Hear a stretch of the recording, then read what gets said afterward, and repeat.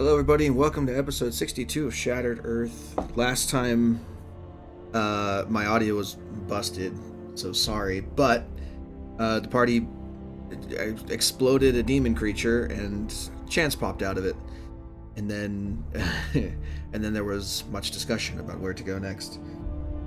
So now that we have Chance back and changes have been made, etc., etc. What do you guys want to do? I believe, if I remember correctly, we left off with you guys getting some gear from the Archmage, and then taking a long rest of some kind. Or at least preparing to go somewhere. I don't know what your plan was after that. We were trying to take over the world. If I remember right, we were debating two different courses of action. One about going to that Massus place, and the other about going after one of the keys. Right. Somewhere else. And the decision was Massus, yes? Yes. Okay. Yeah. Sounds good. Making sure. Alright, cool. Okay, so I guess I'll start off with, is there anything anyone else wants to do before you go there? Is there any gearing up or talking to people or anything else? Well, before we long rest, I'd like to do something with the scroll I got from the Archmage at some point. So if I can copy it over into my book, great. I know it takes like 50 gold a level, so I'm not even sure if I got that, but that'll probably put me at flat broke again, which I'm kind of used to. I don't think it was what you thought it was, but I don't know how to confirm that either. Okay, well, I know there was he gave me a scroll of vortex warp and then a wand of detect magic. I was kind of surprised that it wasn't a scroll of both, but hey, I'll take the wand. Yeah, wand of detection. I'll take it, man. So yeah, that was it. That was like it. Okay. So vortex warps. It's gonna be weird. I don't know if everyone's cool with him copying that down real quick, but it's vortex warp, I believe, is 2nd level spell. It is, yeah. Okay, so and it's what type of spell? It's conjuration, I'm assuming, but Yeah, that was kind of his specialty. I guess that's why he even had it at all. That's sort of, yeah, Taldenar's thing. yeah, he's a conjuration specialty. You can see things, blah blah blah blah blah blah. 2nd level conjuration spell. Yes, you are not a conjuration wizard, so it'll take a little bit more time, but you can add that to your spell book. Now, the other thing also is, what level wizard are you? I am currently 5. 5 in wizard. Okay, you should be fine. You have 3rd level slots. Yep. Okay, cool. Yeah, so that'll take you 4 hours and 100 gold worth of materials, which I'm not going to make you provide. The Archmage has plenty, but you do need the time, unless you have Intaglio. No, I don't have that. No, whatever Intaglio is. So Okay, Intaglio is a fantastic spell for wizards that we should look up sometime. But if you don't have it, then you don't have it. So in those copying things really fast. Yeah, it halves copy time by casting a magic spell. It's a Grim Hollow thing. Very good wizard spell. Incredible wizard spell. Oh, like the press technique. That's where I've heard that word before. Sorry. Yeah. Intaglio press. Yeah. Cool. So yeah, if you're a scribe wizard using that shit, oof. If you're any wizard using that shit, I want this dictionary. Bam. Yeah. It's great for artificers too, but yeah. Scribe makes it their copy spell time is already reduced. Yeah, you can copy spells in like a matter of minutes instead of hours. In certain cases. But anyway, so nice. That's something to look into, but you don't have access to that. So, no. Unless I put it. Let me see if I put it on the Archmage. If I put it on the Archmage, then he can do it for you. I mean, Strovan's here. He has it.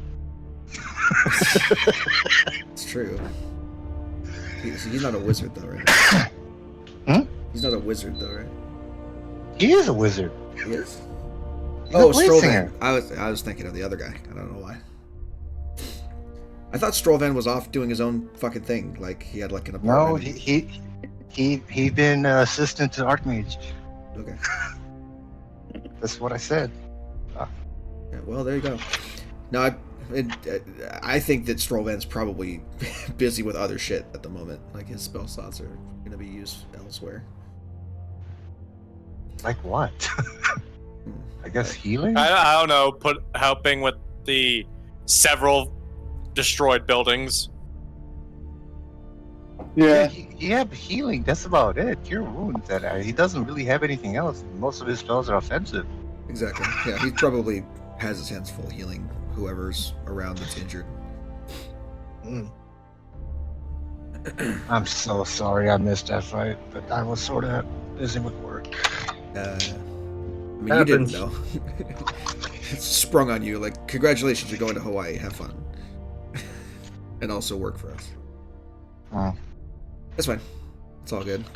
We didn't record me anyway, so it's not like it's not like on the recording we missed much anyway. Yeah, but no sound, so. It recorded you guys great. So there's like 4 or 5 other sides of conversation. Just the one person they're all tracking back to is just the one that's not recorded.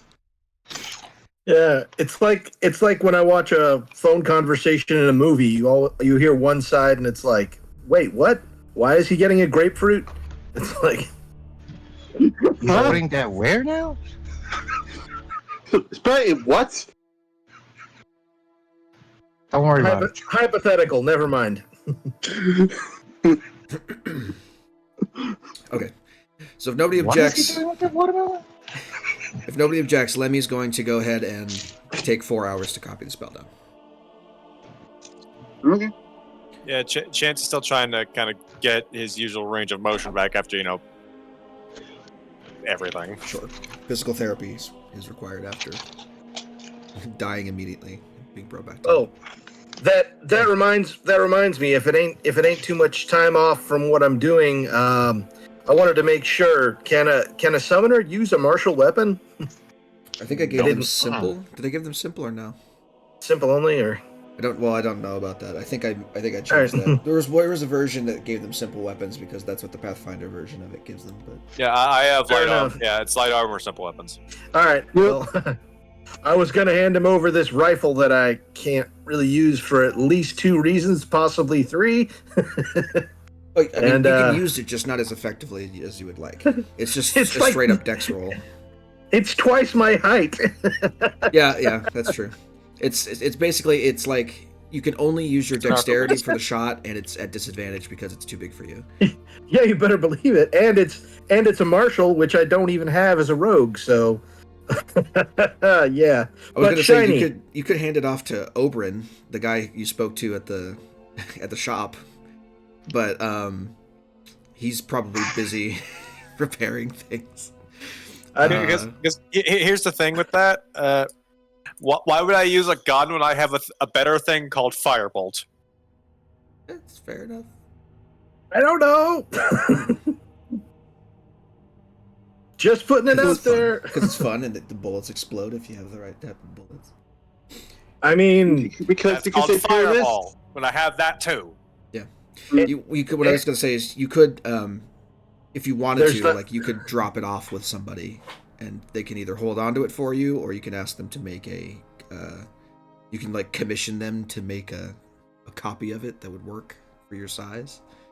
But that still doesn't fix the martial requirement. yeah. for it. See, that's the thing. I was just mostly being a rogue, saying, "Huh, shiny. I bet I can get a gold or 2 for this." So that's pretty much why I nabbed it in the first place. So, but if there's anybody else who's got one, I'll be more than happy to fork over my ammo because, hey, yeah, it's too big and it's not something I'm proficient in. So, I think you know. we don't have any martial people here, right? Unless Jay has martial. Nope. So yeah, martial's off the table. This is slowly Wow. turning back into a party of nerds. I mean, the only other person that could Yay. potentially wait. use it is Galay. No, I am apparently good and professional with martial weapons. Yeah, there you go. Yeah, I thought so. It was one of the clerics, either Grave or either Grave Cleric or Death Cleric had it. I couldn't remember which one. I Cool. thought I had heavy armor, not this. Yeah, I think Oh. Grave Cleric might have heavy. I don't know.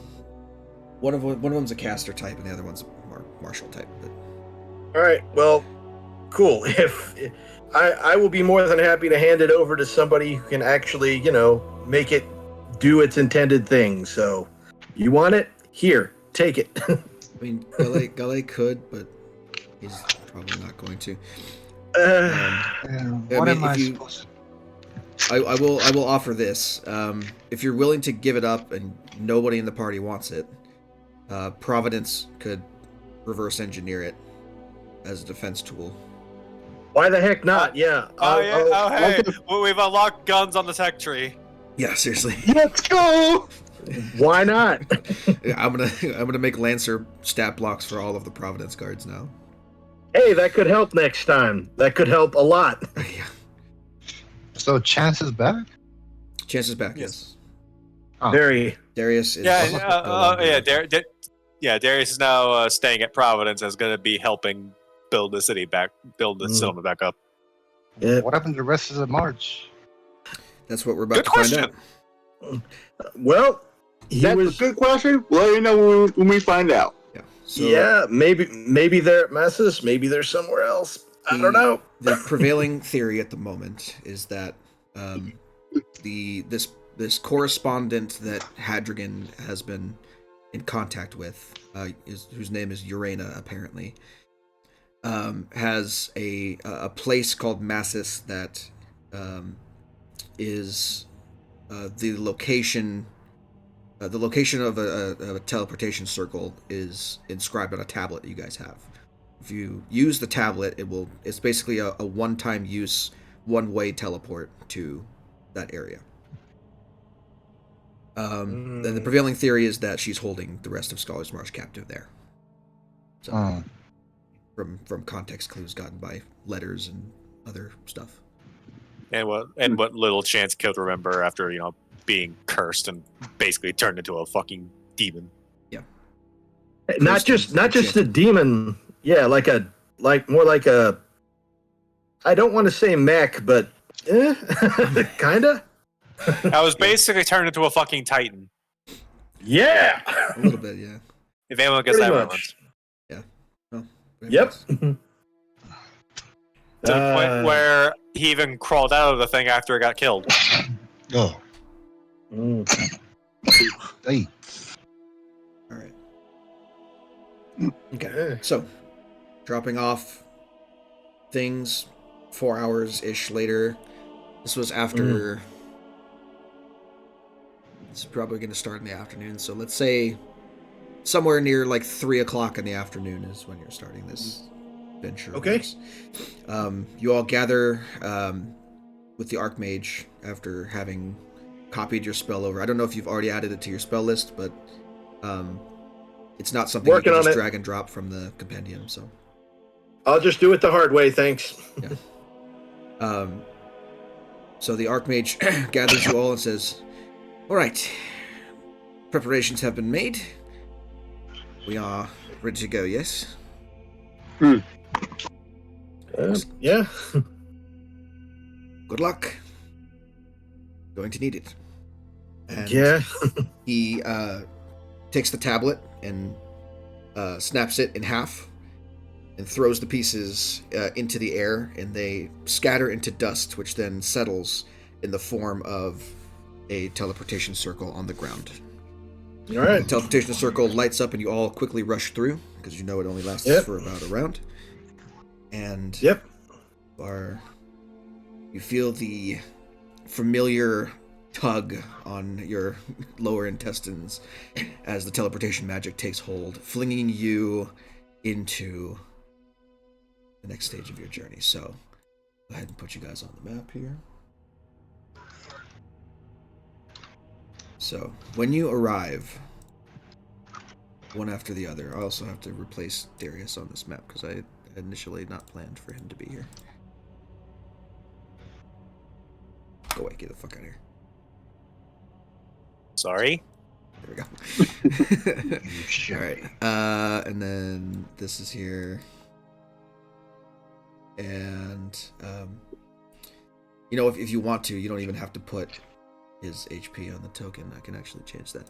And then Xenovor's already there. Okay, perfect. Valerian, you should be healed up all the way as well. You should not have only 21 hit points. Long rest button not working. I'm clicking on it, but it's not working. I know, it's goofy.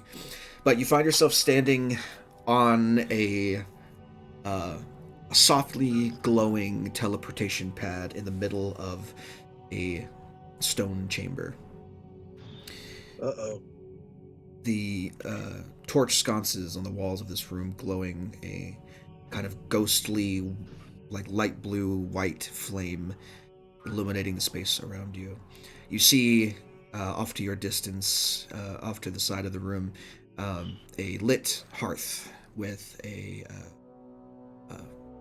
collection of furniture stationed in front of it, as well as several bookshelves to the side of the room. There's a coat rack that hangs nearby with a couple of different pieces of what look to be very fine silken clothing hanging from it. And there is, above the mantle, an ornate bronze longsword that is kind of hung on a weapon pedestal, kind of hung on display. Oh yeah, he's not here. See, you can tell how long it's been since I've actually taken a look at this because I don't have everybody that I need to have. I made this before Adam joined the game, so I don't have Lemmy on any of the maps. Whoops. Oh well. It's fine. So you're here now, and you can at least see a little bit of what's going on. So, the air in the chamber is kind of suffused with the dull hum of the magic of the teleportation circle beneath your feet, giving it this kind of, like, I don't want to say like back rooms feel, but like a fluorescent light is kind of on in the distance, and you can still kind of hear the buzz as like white noise in the background. Hmm. So, with that being said, what would you like to do? Yeah. I guess. I should point out that why are all of our tokens large? They're not. The scale of the room is small, and the tiles are 4 per space. Oh, then you need to resize Fuego. Yes, I do. He's large, right? Oh God. Yeah, you have this massive, like, horse-sized elemental hanging out with you.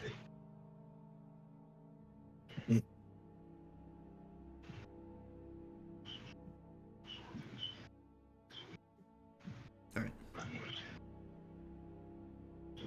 Hmm. Does it seem to be like any traces of people like nearby here, or is it just like? I mean, other than, there's clothes hanging on the Recent activity rack. I was trying to ask for. There's a lit hearth. Everything is remarkably clean. Just, even with passive perception, everything is remarkably clean. There's no dust anywhere you can see. No dirt, no scuffs, no sign really that this is anything but like what it is.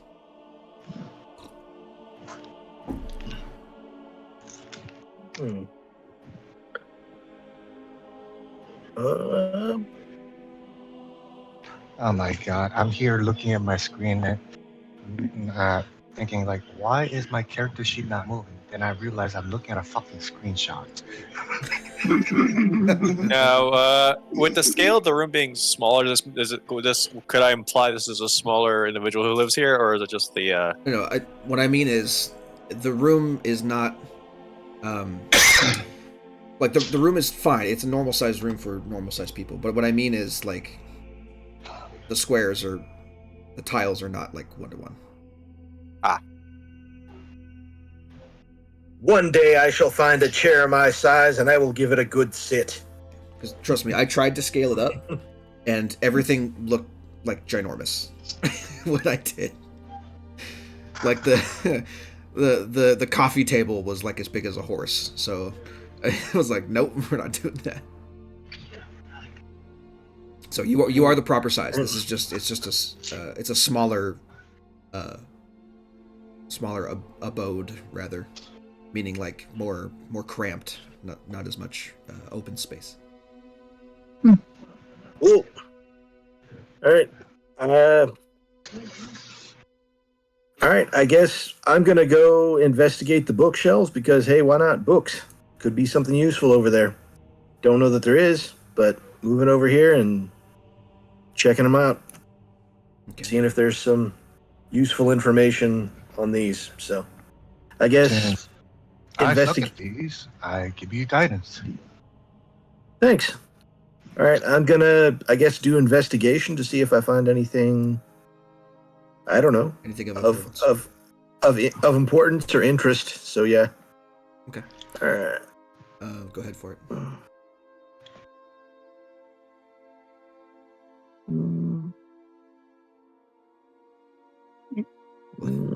Plus a D4 for whatever that's worth. I see books.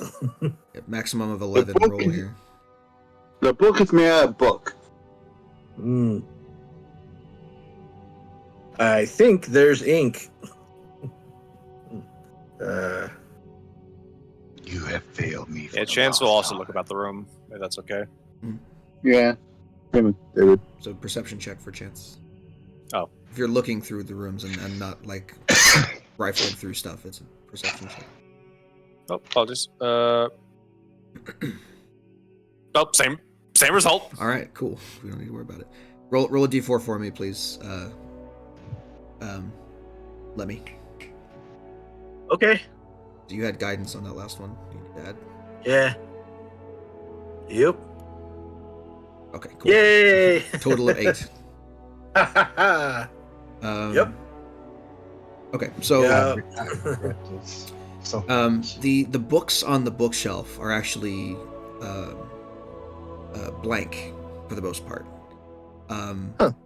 They have titles on the front, but the contents of the books are indecipherable. You rifle through them and it's like just blank pieces of paper. Chance, looking throughout the room, is there anything you're looking for specifically? Or just observing like, kind of what's going on? Just general observation. I don't really know what I would be looking for directly, so yeah. Well, now that you stepped into like this main chamber, there is a door here to your south that's available. There's also another hallway up this way. Kind of. And I just realized Fuego into the can't darkness. really do much here. I don't think he'll be able to fit through any of these doorways. I'll say if you would like to have done this, I don't know if you would necessarily. What are the rules prepared for like this, but squeezing? Squeezing is you can move through space if you can fit through the space, but you have to squeeze. You move it half movement, and you're basically treated as restrained. So attacks have advantage against you, and you have disadvantage on attack rolls. I'm slightly annoyed because I was like, I wanted like to be able to ride my Eidolon in the battle, do all this cool shit, but Yeah. it seems like nope, It's can't not fucking do that because everything's too fucking small. It's not a very outdoor friendly. It is a very outdoor friendly evolution, but not very indoor friendly evolution. Now, if you thought that you were going into a building of some sort, I would say that you could have taken the time to, over the previous long rest, reset his evolutions and make him medium-sized again. And you could replace that with something else. Yeah, let's go with that. Okay, so you do that. I'll shrink his token down. Decide what you're gonna do, and then I'll change things as necessary. Okay. David, you're not really getting much other than what I've already described in the room. That's pretty much it. Right.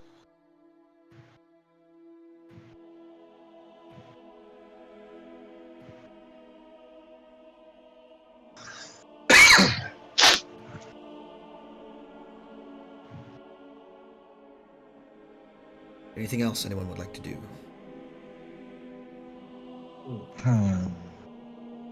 Can I try to search? Where are you trying to search?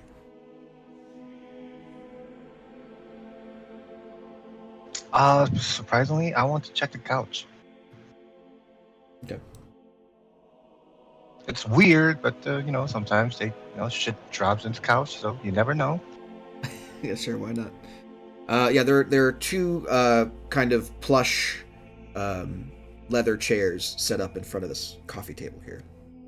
Okay, which one looks more sitting? The left one. Okay, I'm gonna go for the left one. Okay. I'm gonna give myself guidance and try it. Sure. Roll an investigation check for fun. Yay! Great. I am awesome. You find 2 copper pieces between the couch cushions.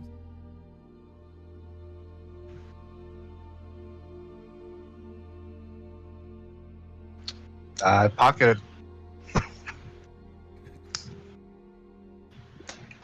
I mean, the only thing that really catches anyone's eye just automatically is the sword above the mantelpiece. Like it looks like if it's not, it looks like not only like a very expensive piece, but it also looks like it could be not only for display, like it's an actual weapon that could be used. It has all the hallmarks of a magic weapon. Yeah, here's the problem though. It screams to everybody in here that it's a trap. So nobody wants to touch it. That's the problem. That's fair enough. Whatever you guys want to do.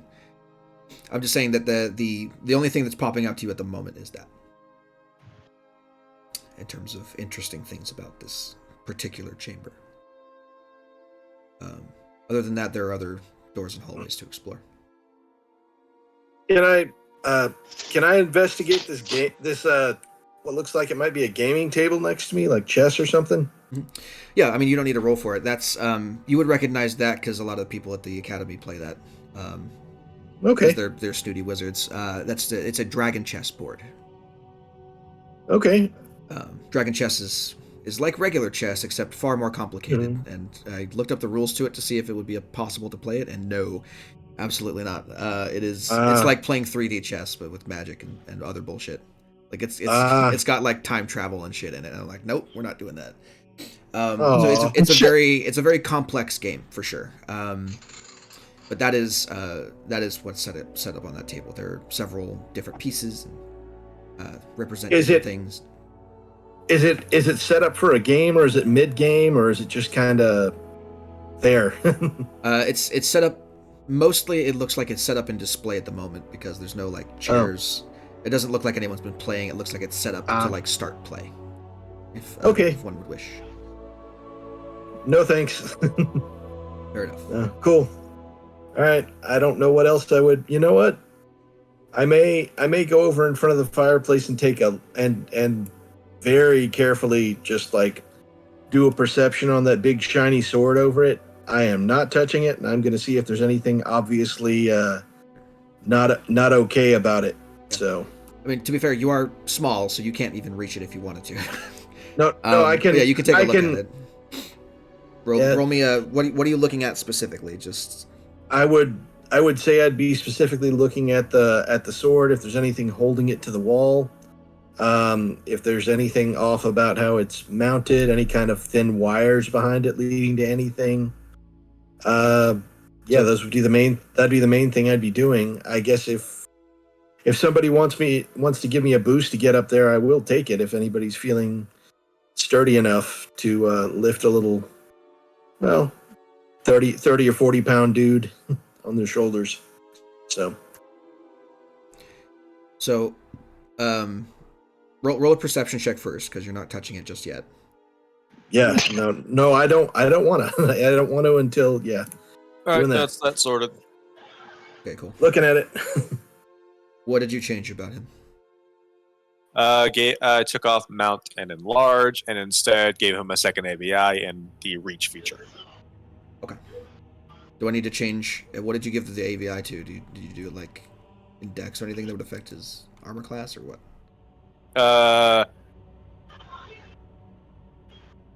No. His dex is about the same. Okay. All right, cool.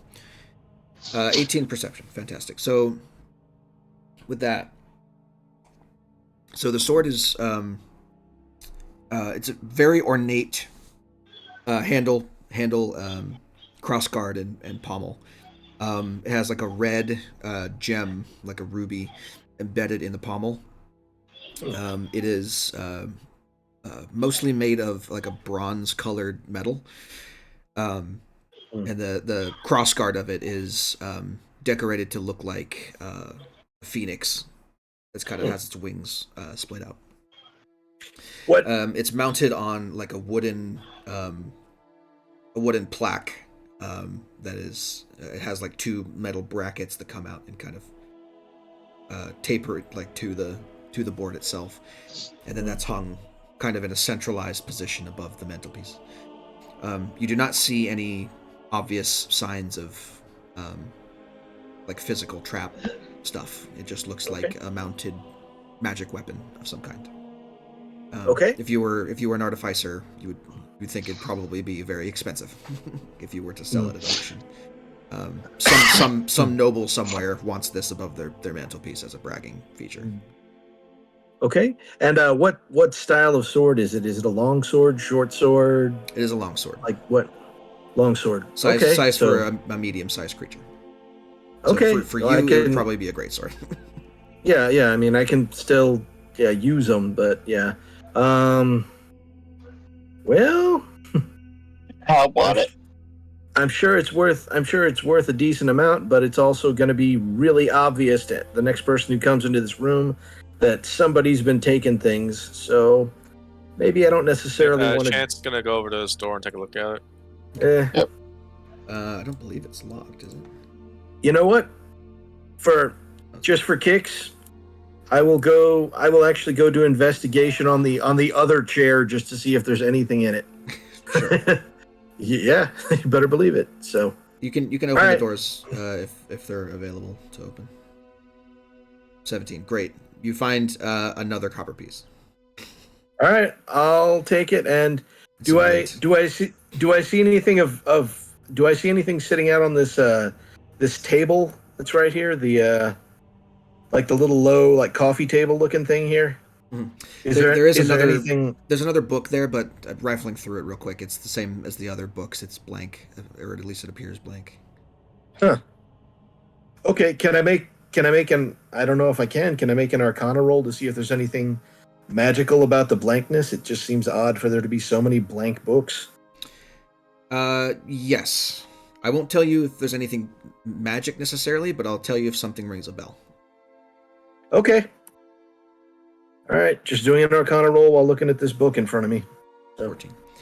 I'm going to say that this doesn't ring any particular bells for you. This, if there's anything magical or weird going on, you would be unaware of like why the reason is that these are blank. Like, you could probably theorize as much as you want to, but the actual reason you couldn't think of at the moment. Doors are available to be open, like I said. So if you click on the door, you can open it and see what's inside. Okay. Hey, I've got a suggestion. Before we go through this door, does anybody think now would be a good time to make us stealthier than we usually are? Or if everybody's good with just clanking around this strange place, we can do that. Just I agree. Yeah, probably a good idea to be quiet. Okay. I actually disagree with the quiet part because we just came through a magic. As in, if there was any sort of alarm, it would have been triggered already. Okay. So don't bother. We may need the spell to survive whatever we're gonna go through. Okay, That's then. my 2 cents.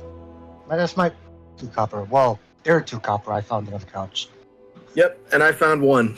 So, well, I've got that one free casting I can just do of it every day regardless. So, and it can't be used for anything else. So if we're cool with doing that, we can just, no spell slot cost. Like we can just be quiet for the next hour.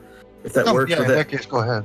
If that works with everyone, I'm just gonna do that, and we'll go ahead. So, I don't think I can click anything to do that. So it pass without. should be.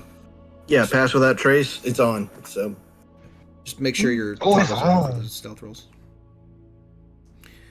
Okay, so having opened that door, you see what appears to be a very well furnished bedchamber of some kind. There's a desk on the far wall, bookcase on the near wall, right next to the door. A couple of potted plants that are hanging out in the corner there. A full length, like 3-pronged, I guess, mirror, like a that's like supposed to show you from multiple different angles. A dresser, a wash basin, and what looks to be like a very plush bed with purple velvet comforter sheets on it. All right, I guess rolling stealth as we start skulking about. Yeah, trying to. Let's see.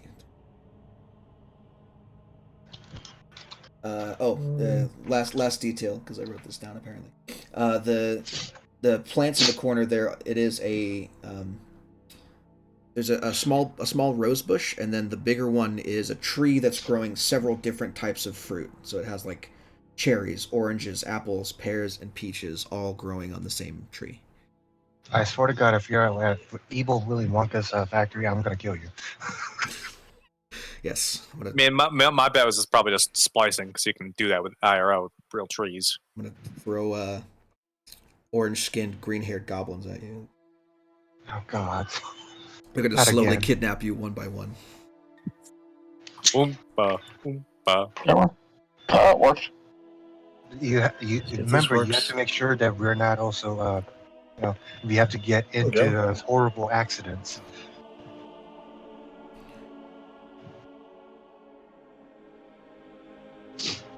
Wow, thank God for guidance. And pass without trace. Woo! I suppose I'll roll for Galay as well. So technically here. I'm gonna forget that a lot. Whatever this is, plus Yes. 32. Yeah, he's fine.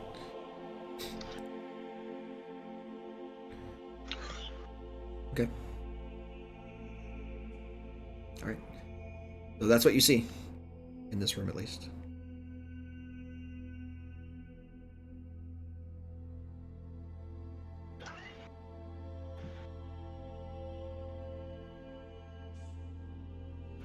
Does anyone do anything in particular? Anybody going in? Other than just opening and closing the door several times?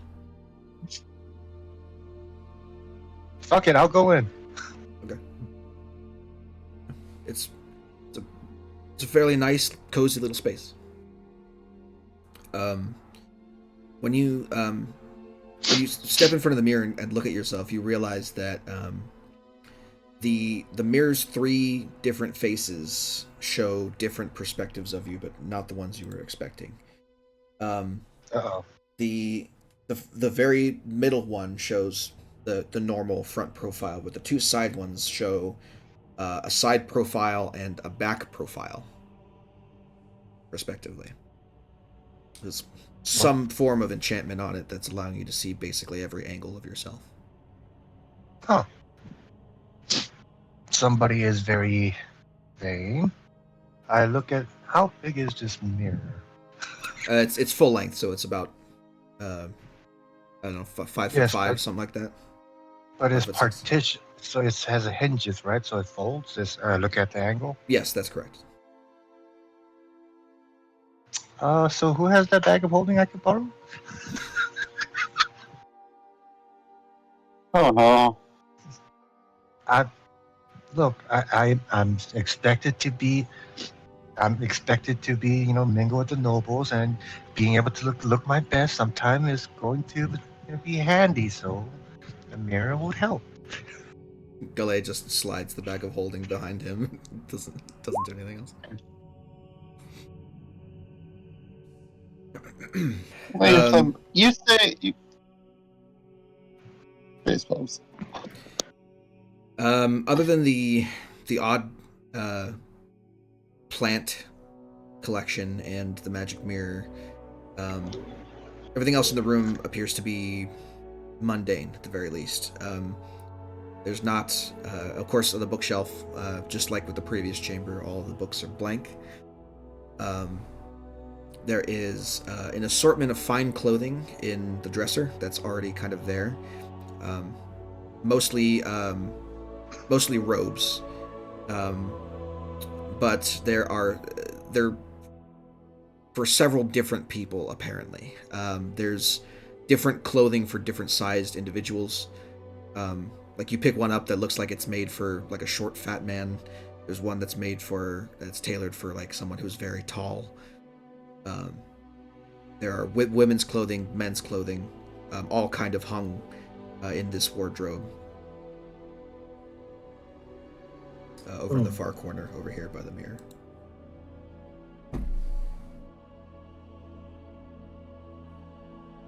I really want that mirror. I know you do. I don't think there's room in the bag of holding, to be honest. It holds how many cubics? It's already full of a bunch of stuff. It's got a bunch of bullshit in it, currently. Well, maybe we should get rid of some of the bullshit. If Devin were here, then we could ask him, but... Crumble. Yeah. Just buy one, lol. Yeah, just buy one, lol. Just find Yeah. find an What enchanter. money?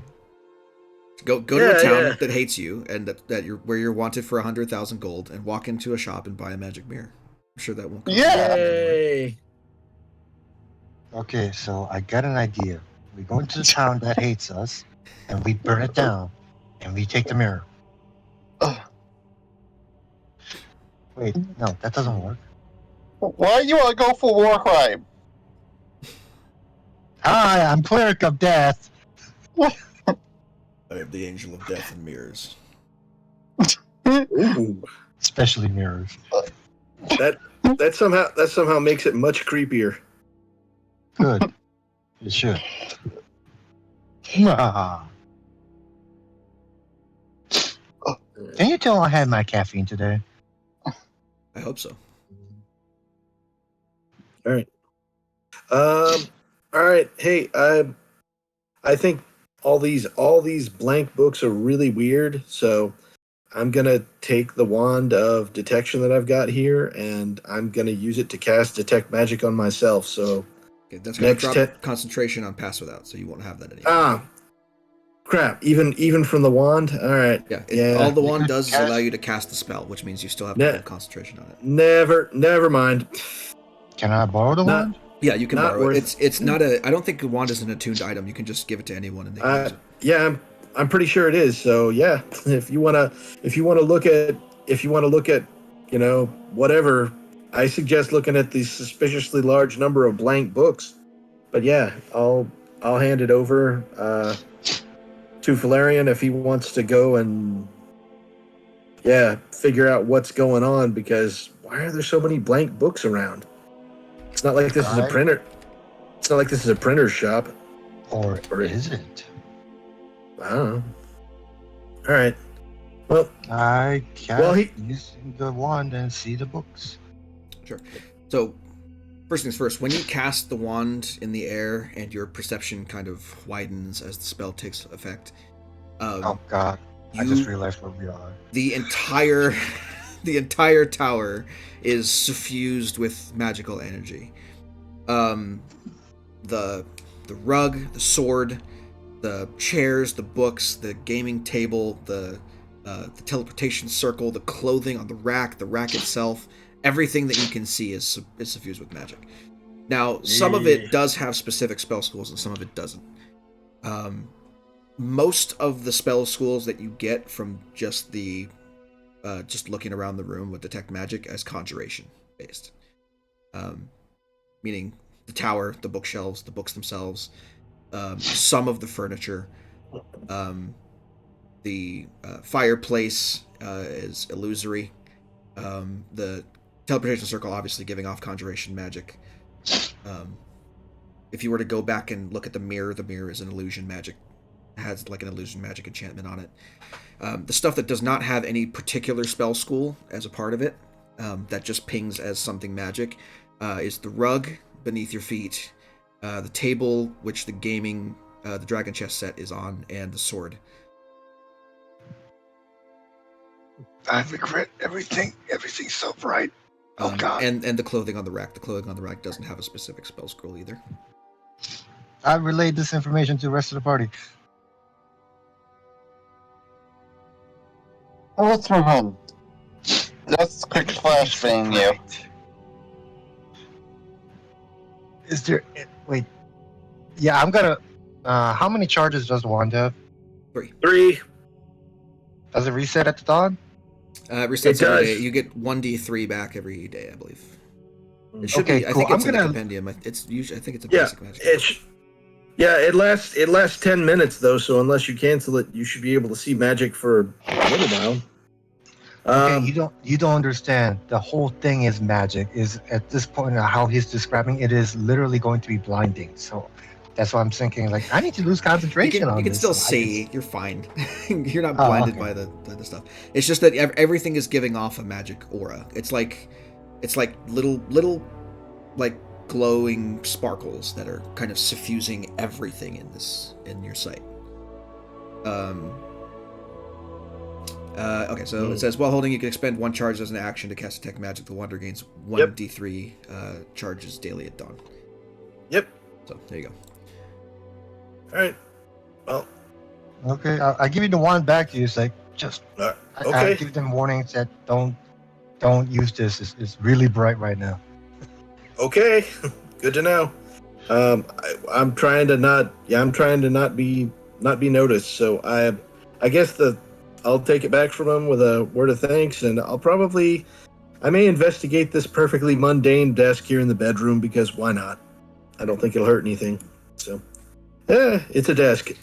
There are on the surface of the desk there are a number of cosmetic products, but other than that, nothing really pops out at you. Okay. It's got like a vanity mirror hanging on the wall, and there's a bunch of cosmetic products kind of laid out on the desk there. Rouge and blush and a bunch of other stuff. Are there any locked drawers or anything like that, or Not in this room, no. Okay. If you were to like rifle through the drawers in that desk, you find like makeup brushes and like makeup pads and stuff like that. All right. You know what? Is there a container of like face powder or anything like that in there? Like, Yeah, on the desk itself, on the surface of it, there's a small brass jar, probably 3 inches in diameter, that has face powder on it with a little powder puff sitting there.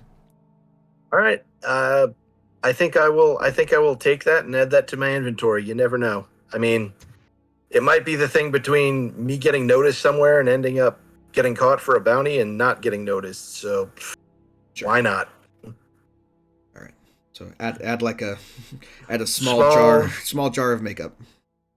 Oh yeah, you guys have a bounty. I don't. Yeah, Chance does not currently have a bounty, as far as you know. Yeah.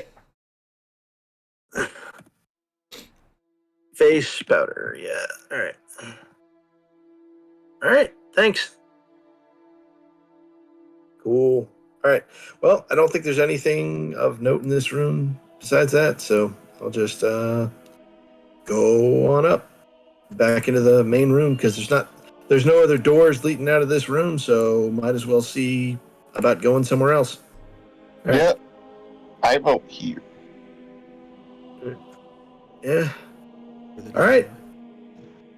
I'm gonna go check out the closest door and see if it's.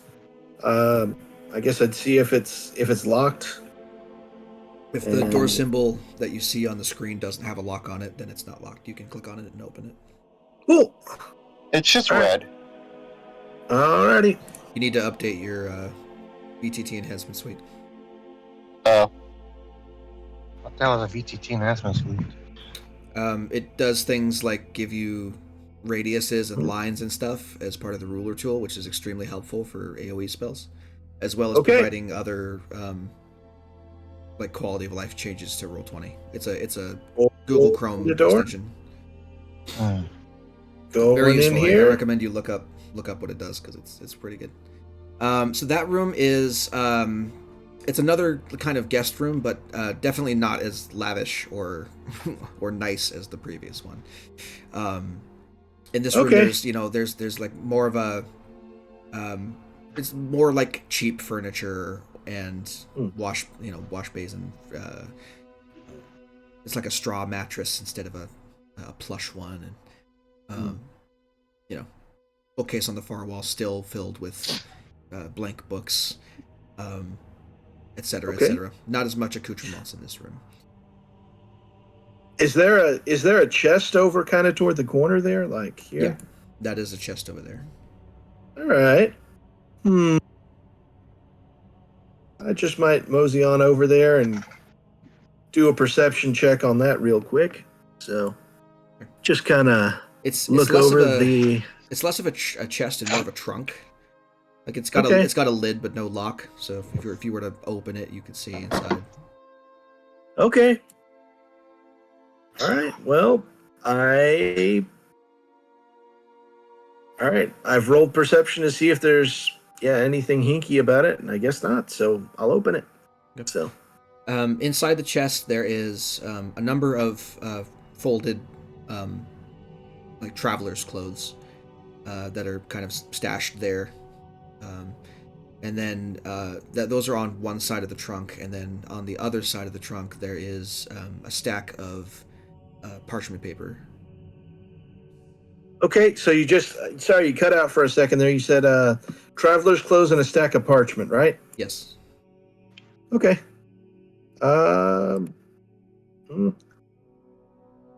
I can't really think of any use I'd have for anything like that, so I'll just kind of go to the door and let everybody know what I found in here and ask if there's anybody who thinks they need some extra paper or, anything like that there. extra clothes, because Chance's got clothes, right? Yeah, that's right. He got clothes, so he's not naked. Good. Imagine him running around in the buff this whole time.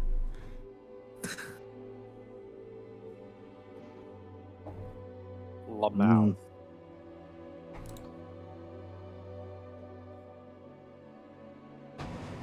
Yeah. Okay. Yeah, I guess as a just in case, I may take one sheet of parchment. So, you never know. All right. One sheet parchment could be useful for, I don't know. And besides, I don't always trust paper. Sometimes I feel like it could cover me. There are two more doors in the rest of the hallway. For the sake of it, both are locked. There's one kind of next door to the bedroom, and there's one further at the end of the hallway. Well, I think I will probably roll a perception on this one right here in front of me, just to make sure it doesn't have anything that's obviously trap-like. So Roll an investigation check if you're checking for traps.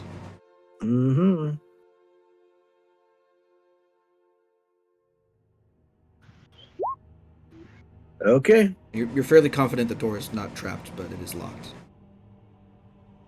Okay. All right. Well, I am going to attempt to sleight of hand it and open it up. So Go for it. see what happens. Easy enough for you. Go ahead and unlock the door. open it. This room, once you step inside, appears to be a sort of storage closet, which has a number of crates and barrels and sacks of whatever, kind of piled up along the perimeter of the room. Just as on a cursory glance, you can't really tell what's inside, except for two of the crates. So this one here and this one over here. Okay. This one here has several empty glass, like potion bottles, that are kind of stacked carefully on top of straw to keep jostling around and breaking. And then this one has a very large ceramic jug that's stopped with a cork.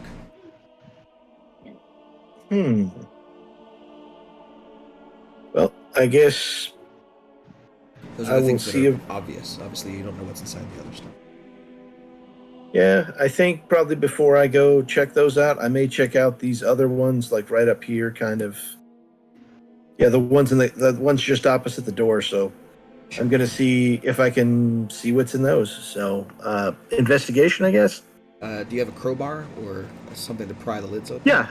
Yeah, I got a crowbar. Great. So go ahead and roll a strength check with advantage. Okay, let's see. Alrighty. Good thing, too. I'll need that. Alright. Strength.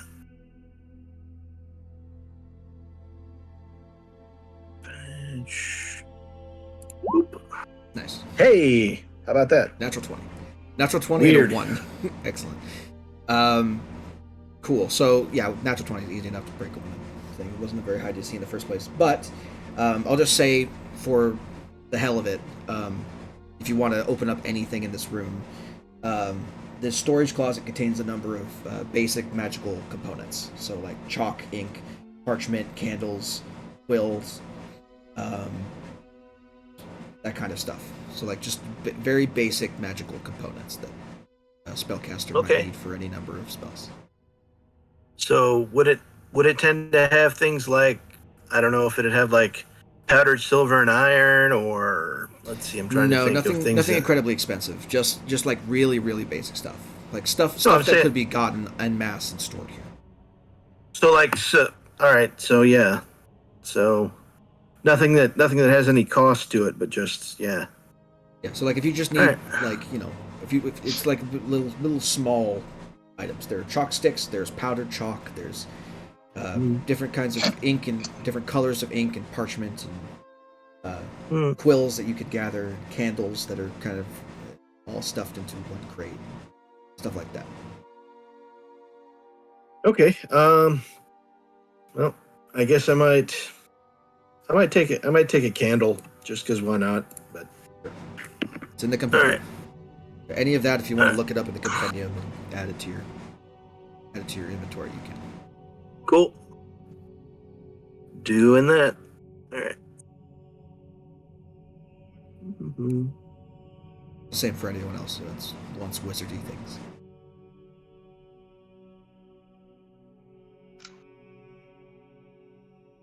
Alrighty. Where did Chance go? Disappear? No, I'm still here. Just trying to figure out what the fuck you're in to the do. you're in the other room. I see.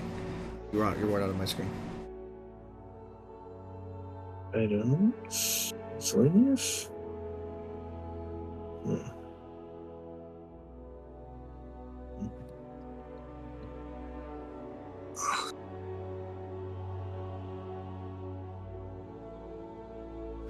Okay,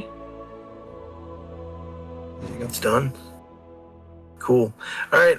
Well, I guess now that I've gotten a candle, I might go check out the big jar and see if I can, or the big jug, and see if I can figure out what's in it. So Sure.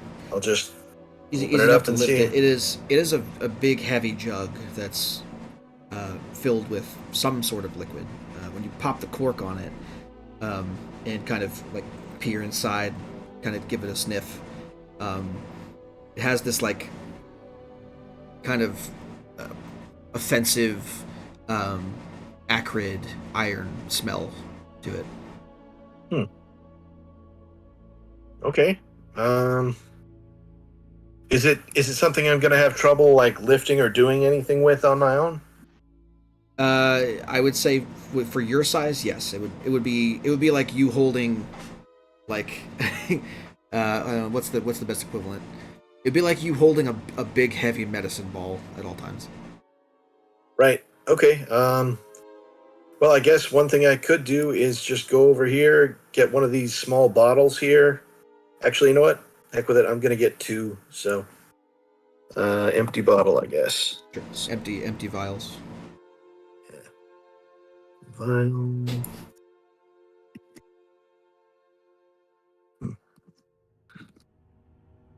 Empty vials with which to store ingredients.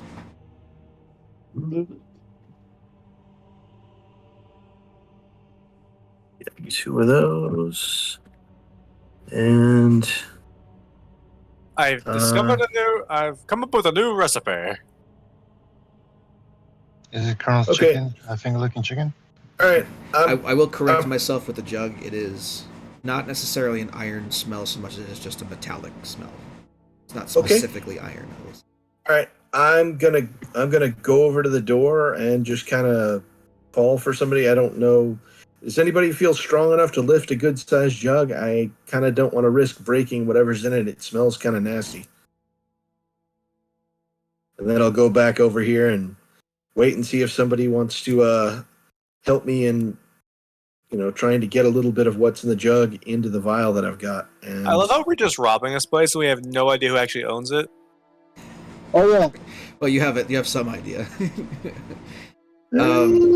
If you wanted to, you could still lift it. It's just you're encumbering yourself. I'm saying if you wanted to bring the whole jug with you, you'd have to lift it and carefully set it down as you would a large piece of furniture. I was just going to pour a little bit of what's in it into a vial, but that's kind of a that's two-man. easy enough to do.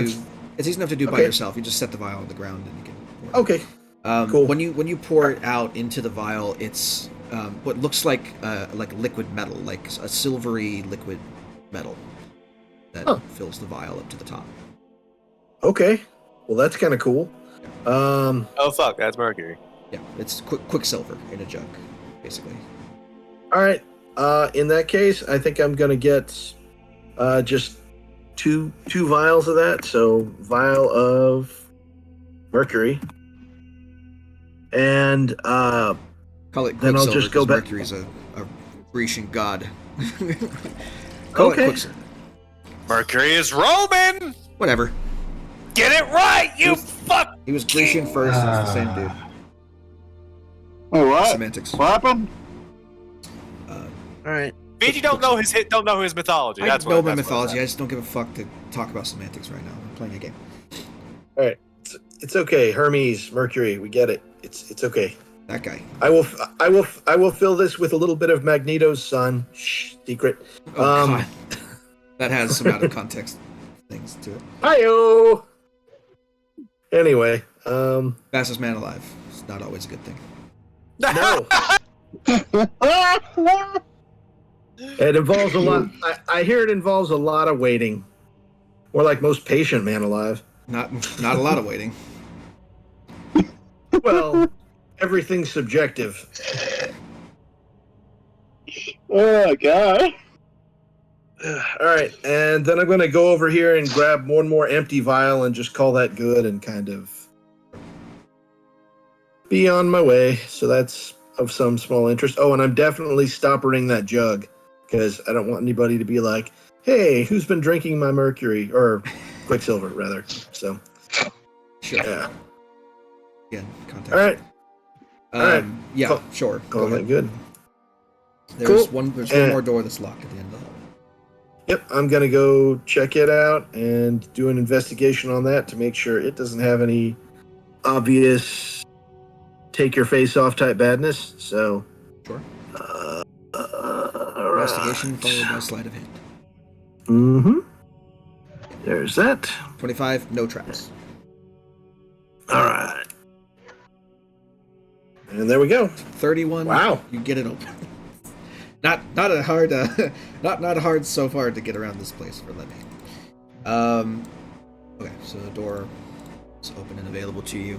On the other side, you see a spiral stone staircase that kind of winds up to the next level, as well as a large tapestry that's kind of hung on the wall in this kind of like stairwell chamber, depicting a like blackened, burnt landscape with fire and brimstone, for lack of a better word, depicted like throughout, and kind of sewn onto it are hordes of demons surrounding another depicted figure with their arms out, kind of in a T-pose, palms up. This figure is kind of like got like, you know, pale skin, dark eyes, completely bald-headed, decked out in armor, standing taller than every other fiendish entity pictured here in the tapestry. I would probably kind of, you know, try to call Chance over and be like, hey, maybe there's someone you know being depicted here. I don't know. Oh, just because I'm a tiefling, I know every devil. Racist.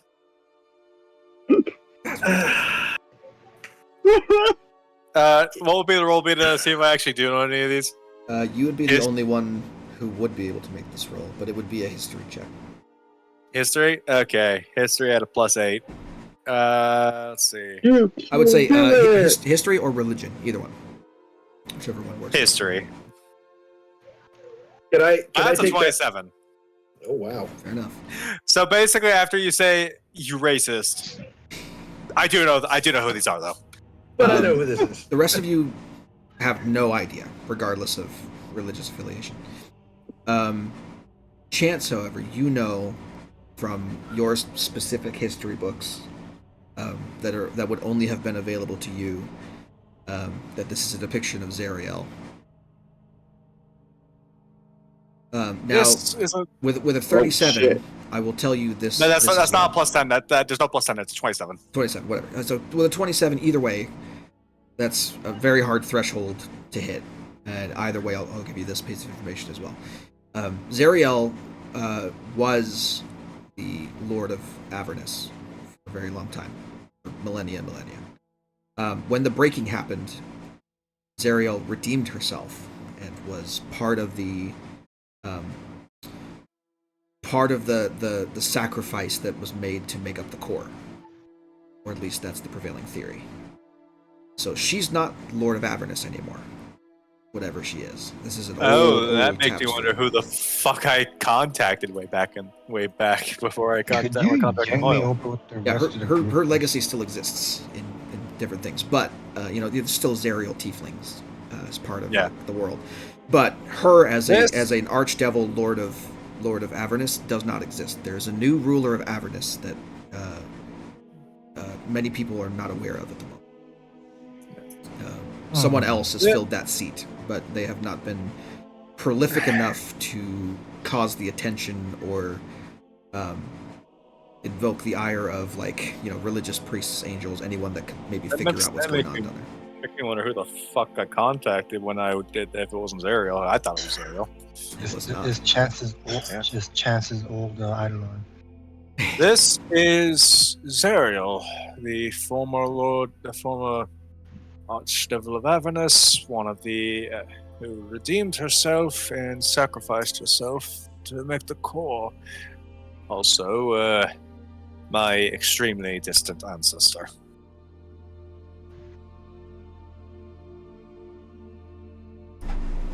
I'm sorry, what? You mean Dreadnoughts?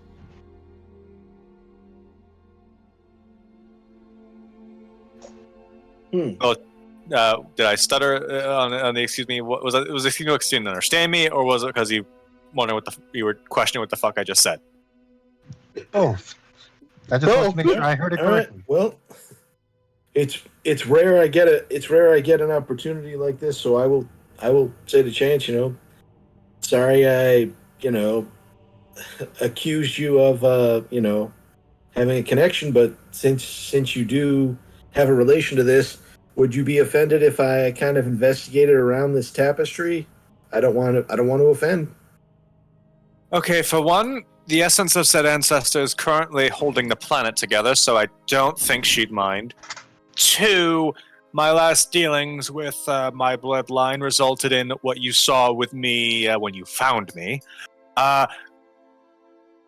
So, I must ask, on what plane of reality would I have a problem with that?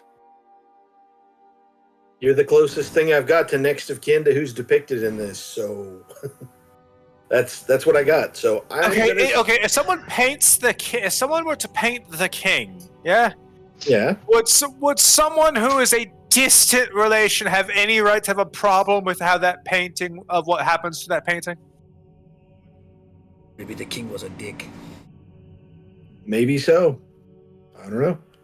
All right. Well, in that case, I am going to investigate the tapestry and see if there's anything of note kind of behind it, because sometimes tapestries hide stuff. That's pretty much it. Oh boy. Not that you can tell. It seems like it's just like a decoration, but I mean, obviously, it's a massive tapestry. It covers basically the entire wall in this space. Yeah. No, If you it just like as an appraisal, if you could sell a tapestry depicting the former ruler of Avernus anywhere, provided anyone would want that, it would probably fetch a pretty high price. But other than that, there's not really much that you can tell about this. Perchance investigation-wise, just confirmation that this is a depiction of Zariel when she was ruler of Avernus. Likely a very old tapestry, if it's not just, part of the construction of this tower that you're in. Very well taken care of, at the very least. And there are, the depiction as such is her kind of lording over her armies of devils in Avernus itself. In this depiction, obviously, she doesn't have her sword or anything, It's just like her visage as kind of like this. Yeah, because as far as I know, if I remember correctly from the adventure path, her getting her sword back is what redeems her. Yeah, I mean, if you were to getting her sword back or destroying it, I forget which. Yeah, I mean, apart from the surface level stuff, just like the purpose of the tapestry is to revere this creature and not to like. And it's not a revilement; it's a reverence. So it's like it's like made in honor of, this is not something that's like a historical depiction so much as it is like, look at this crazy awesome tapestry of this cool person that exists or whatever. With a quick cursory glance at an Arcana roll, does it seem magically protected at all, or is it just a tapestry? It's just well taken care of. It's just a tapestry. I mean, the detect magic's still up on Valerian, so if he were to wander into the room, he could tell you that it's not magical. I would love to, but I can't seem to find the room. I'm locked in. I loaded it twice. No, I mean, it's currently, it's about to be on fire. Whoa. Wait, what? What? Yeah, so Chance snaps his fingers and the tapestry alights. The tapestry begins to slowly but surely catch on fire and burn in the corner of the room, slowly turning to singed You cloth. know how much that could have been worth? Who the fuck could buy that? My guy. It's any collector from that collect art from the pre-sundering. It's limestone over there, put it. I'm currently the closest thing to next of kin nearby, so I believe I get final say on what happens to it. Didn't you just mention a few minutes ago that you don't care rat's ass and shouldn't get offended by it? Using the same logic?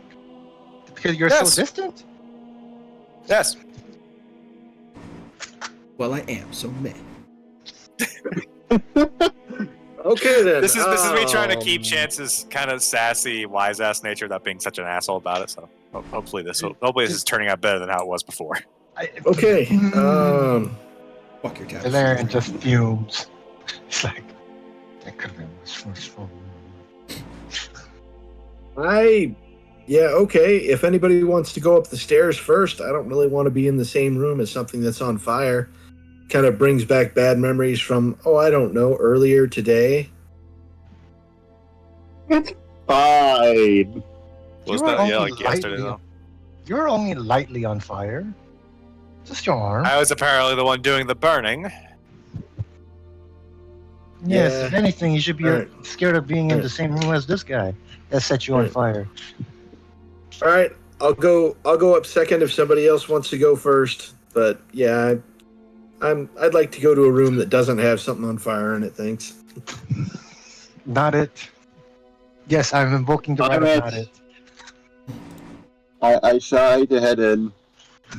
I'm invoking the All right. power of dibs. So, second floor. I call through the power of dips. So this floor, along the perimeter of almost every wall, are rows and rows of tall, expensive oaken bookshelves filled to the brim with all sorts of different kinds of books. These ones have titles on them that are legible. And there are hundreds and hundreds of books in this room. On the far corner, you can see there are a couple of different reading desks, writing desks, etc., etc. And then in this central portion here, you can see that there is a depiction of. Let me see if I can find if I wrote a description for it.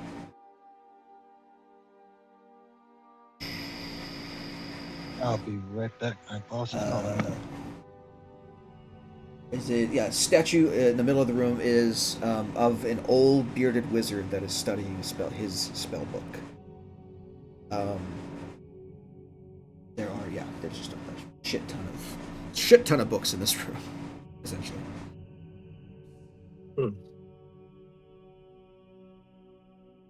Okay. The amount of magic scripture that's written here is almost like palpable. It's palatable. Like you can taste the magic in the air here in this room. Okay.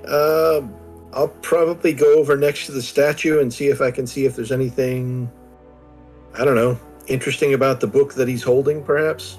Okay. Make an investigation. I guess. Yeah. I remember Lime over there mentioning the fucking books being blank, so Chance will just pick up a random book and see if it actually has words on it. It does, yes. It's written in Dwarvish. I don't know if you speak Dwarvish, but that's what it's written in. Nope. There you go. The 24 investigation check, there is writing on the book, and with a 24, you can recognize that if you were to spend time, you could copy the writings on these 2 pages to give yourself the tongues spell in your wizard spell book. Okay. Obviously, you need to spend the time and materials, but if you were to, say, take a rubbing of it, you could have that as a option for later. Okay. All right. Yeah, I guess I'll just do that with the sheet of parchment that I've got, if it's big enough. I don't know. So. You have several sheets of parchment available to you. Okay. Would absolutely do that. And you have chalk, so you could take a chalk rubbing. Yep. So go ahead and just add a tongues spell chalk rubbing to your inventory. Okay. Rubbing of tongues. Got it. Yeah. Yeah, there are loads of different books in this room. Is anyone else doing anything?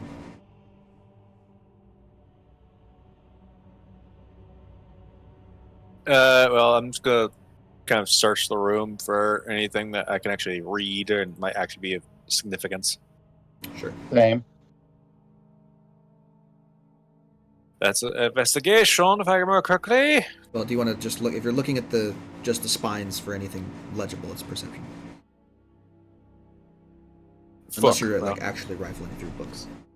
I'll rifle through some of the books, and I'll also check the desk over here. That's an 8.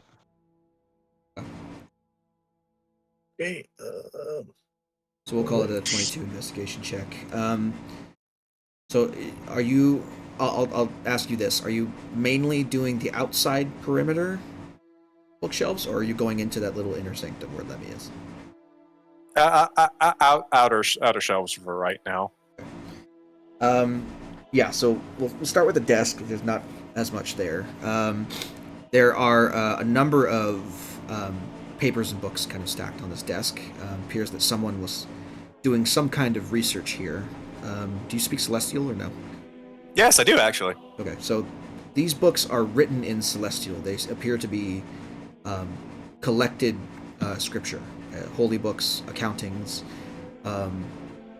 and the couple of books that you see that are open to pages, where if you take a moment to read it, it is an account of an encounter with an angel or an angelic figure.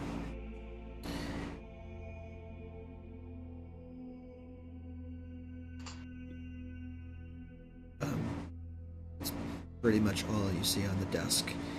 The rest of the bookshelves, I mean, there's hundreds and hundreds of books here. There are a number of like, other than that, there's a number of like candles, small candles that light the space. There are on the walls themselves, there are like almost like inked on like magical symbols drawn in various languages. Yeah. Unless you have any like specific thing you're looking for on the bookshelf. It's just like a general overview of what you're looking at here. Alright, well, shit. If that's the case, I'll start working my way inwards once I've discovered that there's not much here. I will make a note about the celestial stuff, though. Sure. If you're going into the inner chamber and you want to do the same thing, roll either investigation or perception. Actually, I have to ask, is there like any inkwells and quills here at all? Oh, yeah. And I'm going to swipe those. Look, I lost my fucking... You lost writer's I lost my writing tattoo, so I have to actually start using... I have to start actually taking notes normally. Yes, like a pleb. Oh, That's another 9. Okay. Hey, David, there's a lot of books here. A lot of them. You're not sure how whereas- they out, but yeah. Whereas Chance is in his fucking element. I'm gonna take that. There's a candle here, right? Yeah. I'm gonna take that and carry it with me so I have a light source so I can fucking see. Sure. Oh wait, is it dark here? It's dark in here. I don't have dark Normally it is dark in here, yes. The dark vision people don't necessarily notice it as much. Oh, I mean, To be honest, I everything thought it was was like a all well-lit dark. room. I didn't even notice. It's 5:10. Okay. Give me a second to give you light of some kind. Bright light. 10. Save. You know how I'm good at multitasking? You want to know that? You want to know how I know that I'm decent at multitasking at this point? I've been doing my coursework while we've been playing. There you go. Okay, cool. So with a 24 chance, or 23 rather, investigation on the inside of this thing, it's like floor to ceiling bookshelves, and the ceilings are like really high up. Like it's like a 20-foot high ceiling. You notice that the inside of this particular chamber, like this inner little thing, the books are contrary to what's on the map. The books are organized by the color of the binding. However, there are a number of books that are out of place on these bookshelves, uncharacteristically so. Most of them are organized to make this kind of like weird, like gradient rainbow effect as you were to look around the room. But there are a couple that stand out because they're not in their proper place. What do the spines on the book say? There's 8 in total. So I'll read them out to you. Just taking a look around, there is Core Light, Gift or Curse. There is Necromancy Through the Ages, a controversial craft. There is the Wardens of Guldagnir. There is Energy and Enervation. There is one called Fall of the Dwarven Houses. Zealotry Abound on the Dead Century. Power, A History of Influence. Can you write these down? I can copy and paste. And there's one called Operatic Musings for the Classical Bard. Give me a second to close this.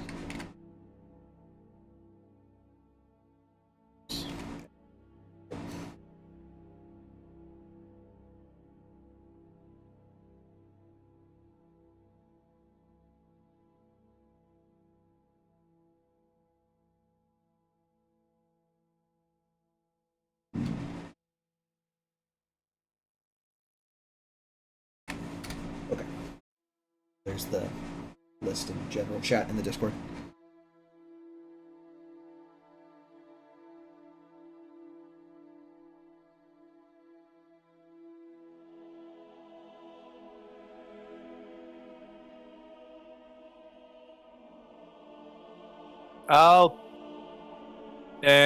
And with detect magic, none of these things are lighting up for the record. No, none of the books in here are particularly magical, as far as Valerian can tell. Okay, I'll let him know.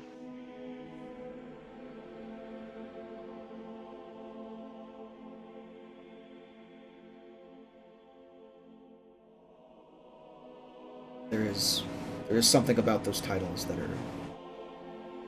It's interesting that it's disorganized in this way.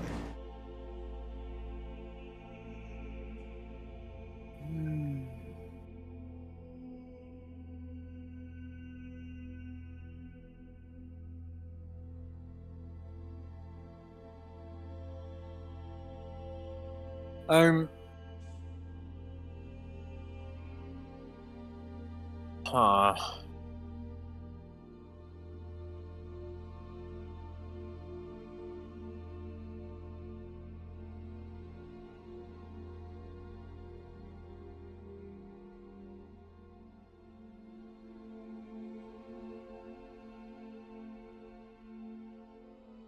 Anyone else doing anything while he's thinking about that? I want Does- to take a. Sorry, go ahead. Does any of this like jog my memory at all for anything? No. I want to see the necromancy book. All right. Yep. When you try to pull it off the shelf, it tips over but stops at a certain point, and you hear a click behind the book. Oh, it's a Oh shit! It's Moa put it back. The book is Did anything- now locked in place. Can't move it anymore. Oh shit! Well, looks like we're in a thing now, boys. All right. Am I done doing the chalk rubbing of the statues book yet? Yeah, it's easy enough. Okay. Would anyone have an objection to me taking a little bit of time to ritual cast something on myself? Be my guest. Be my guest. Okay, it'll take 10 minutes, but I'm going to take 10 minutes to ritual cast the non-concentration spell comprehend languages on me. So that way I can understand anything I might happen to read in this place with lots of books. That seems like a good idea. So I'm just going to sit and do what I got to do that for the next 10 minutes. Anybody else have anything they want to do while I'm doing that? Go for it. But I'm going to...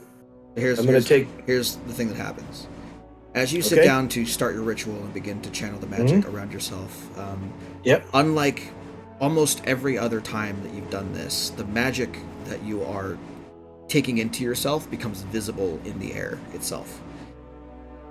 Normally, the rituals don't have as flashy a presentation, but this you can see like the aura of magic begin to swirl and swirl and swirl around Lemmy and pervade the air, like wisps of magic go shooting off in all sorts of different directions. And you watch as certain things in the room begin to react to the presence of a spell being cast in this inner sanctum. First things first, the ink Oh boy. that Chance grabbed and the candle that Valerian grabbed both begin to vibrate intensely and begin to like grow and shift. The ink pops the cork off its bottle and begins to like swirl around in a tornado around him. The candle light is gonna go out completely.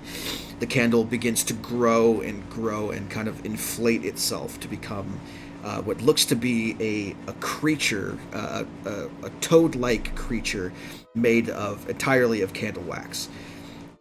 Chance, the ink that suffused the bottle and now is floating throughout the air, spinning around itself, coalesces into a vaguely humanoid form made entirely of spell ink. In the corner of the room, off to the side over here, Valerian, if you can see where I'm pinging, several small dust storms begin to whip up until they're about like person-sized kind of maelstroms of magical chalk that have been kind of suffused throughout the room. So let me go ahead and grab these things and make them available for people to see. Oh, fuck. Oh, mother of God. Token layer. The ink on the walls begins to peel itself off of the wall itself and form into different things here. Let's put these to the token layer. This to the token. This to the token layer. Okay. And I need everybody to roll initiative, of course, as we start our combat with the magical constructs here. Okay.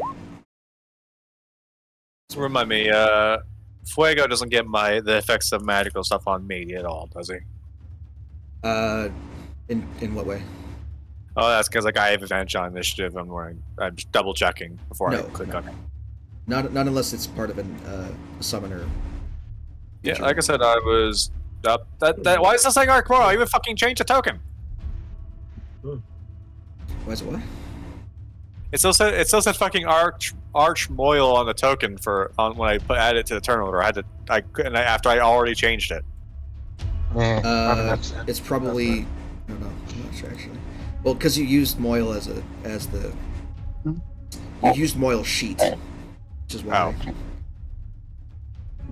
If I was gonna make you a brand new one, but you had already done the work, and I was like, I'm fucking not gonna make you do it again.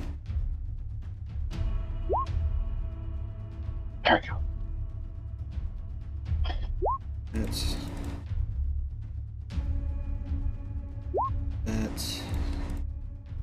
oh, Jesus.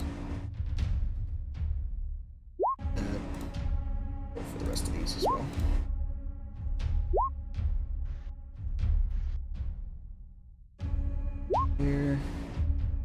There. That should be everything. I also need Galay. Initiative going. Okay. And then I'm gonna pause really quick. Give me a second. Okay, and we're back. First up in combat is Galay, apparently, because he's fast, so monk things. As a reaction to the frog appearing next to you, he's gonna stab the shit out of it and then punch it. 1, 2, and 3. Normal rolls. Yep. Okay. 1, 2, 3. All 3 hits.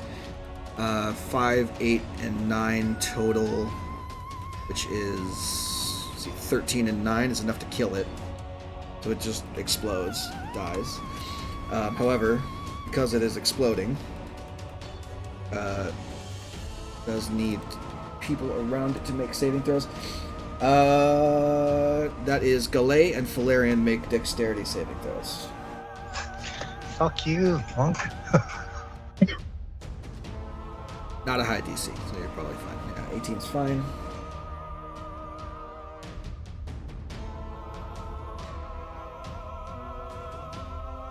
$16, perfectly fine.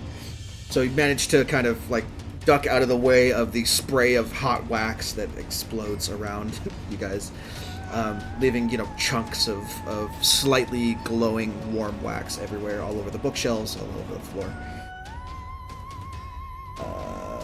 That's it for that. He's going to move to engage the one over here. Just kind of stand there ready to fight and end his turn. The swirls of chalk dust are going to move now. Let's remove that. 25. 25 to there.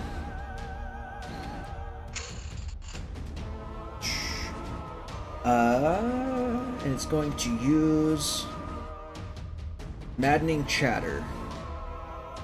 So that is everyone within 30 feet of it. This is 1, 2, 3, 4, 5, 6, 7. All of you guys need to make me wisdom saving throws. Who all needs to make one? Everyone. Alright, is it a enchantment effect? No. It's a damage effect. 17 saves, 20 saves, 5 fails, 5 fails, 2 fails. Where's Xenivore? Oh, he's there. One minute. Got it. 11 fails. Oh, wait, no. Hold on. I think 11 succeeds, actually. If I remember correctly with how we are changing, it's the greater to effect, so like if I take more damage than Fuego would for this, then we Yeah, go down. he saves, so he would take half as much, but you fail, so you take the full amount. Yeah. Well, I'm all getting damaged once here. Yeah. That's what I'm trying to Yep. say. How we agreed. 13 succeeds. Okay, so everyone who failed takes 7 points of psychic damage. Everyone who succeeds takes 3. How much should I take? 7. What damage type? Psychic.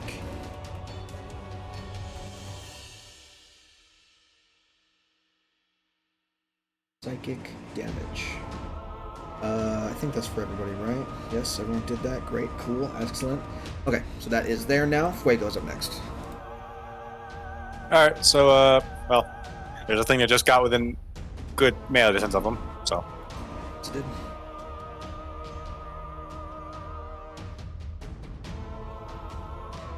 Lol. Yeah, that'll hit. 10 points of Lamau. piercing damage. Definitely gonna take that for 19 points of damage. Fantastic. And it's magic for purposes of overcoming resistances. Yeah, it doesn't have any resistance to anything, so full damage. You watch as he kind of like physically bites into a dust storm, which is theoretically impossible, but magic exists, so why not? And he begins to like shake it around like a dog with a chew toy. It also helps that his mouth is just like full of fire. Also that, yeah. You should really put energy attacks on that and give him fire damage. Okay, cool. I thought about it. Anything else from him or no? No. Cool. That's his turn. Lemmy, you're up. The thing is, like, energy was a 2-stage and with a 2-point evolution. I only had one Okay. after everything. All right. Is the statue taller than me? Yes, very much so. You had to climb it to get up to where you could see the book. Okay. So if I go next to the statue, can I attempt a bonus action hide? I would say yeah, you can attempt it. I'll set a higher DC just because the thing is in your area. Okay, I'm trying to put the statue between me and the ink swirl, whatever it is. Yeah. And trying to hide from the ink swirl over in the corner. So, all right. And need to add make sure I got stealth on. So, all right. Okay. And just regular stealth roll. I'm sorry, hold on. I need you to do something for me first. Okay. Make me another wisdom saving throw. Huh. Okay. I think it's wisdom saving. Yeah. All right. Not 20. 20. 20. So the The chalk dust storm is a swirl of not only chalk but magical runes you can see whipping around it, and throughout the entirety of the air there's just like little whispers of words and like distracting phrases in multiple different languages. So you're finding it more difficult to keep your concentration on your spells. Okay. But you managed to shake it off at least for this turn. So go ahead and do what you're gonna do. Okay. All right, and all right. So, all right, a stealth roll. Okay. And that should be a 19 on stealth. Yeah. Okay. All right, and maybe I'm hidden, maybe I'm not, but from where I am going to attempt to target the ink thing I see over in the corner with a short bow attack. So. Okay. You have advantage on this because you are hidden, and sneak attack if it hits. Okay. How explosive are we wanting to go with this? Because this is a library. Depends on what information you think you can get from those other books that are in here. Okay. Advantage. Okay. Oh yeah. Yeah, natural 20 will do it. Now your short bow is non-magical, so this will all be halved, but Right. See what you got. So you have 17 and 13 put together is 30 points of damage, halved to 15. Okay. Pretty big hit, all things considered. As you fire an arrow into its form and kind of like, slurp a bunch of ink that splatters all over the wall, it turns its head to face your little hiding position there. Okay. Let's see. And I've still got movement left, right? Yeah. Okay. All right. In that case, I will attempt to. Yeah, I'm gonna. So let's see.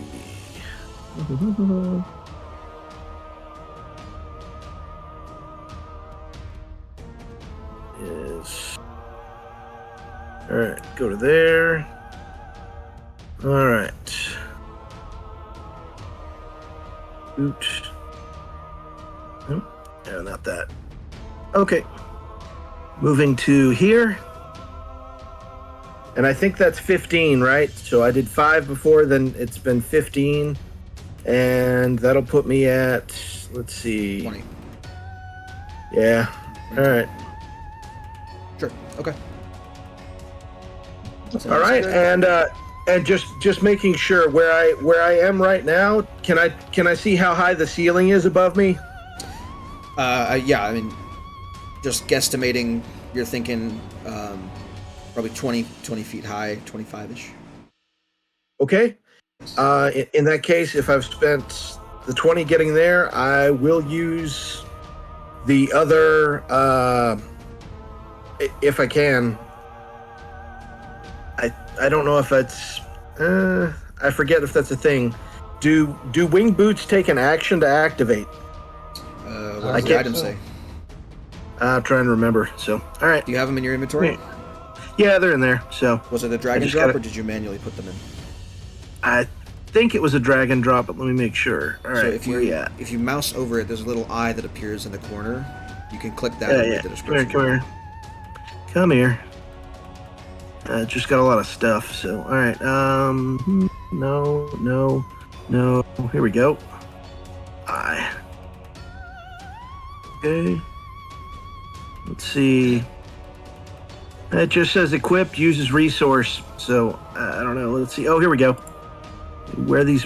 It just says while you wear these boots, I guess they're an attuned item, you have a flying speed equal to your walking speed. Doesn't say anything about activating it. So, yeah, that's it. So, yeah, I can just fly as part of my movement while I've got them on and I'm attuned to them. So, I am going 10 feet straight up from where I am. So, I'm 10 feet above the floor, so about halfway between the floor and ceiling now.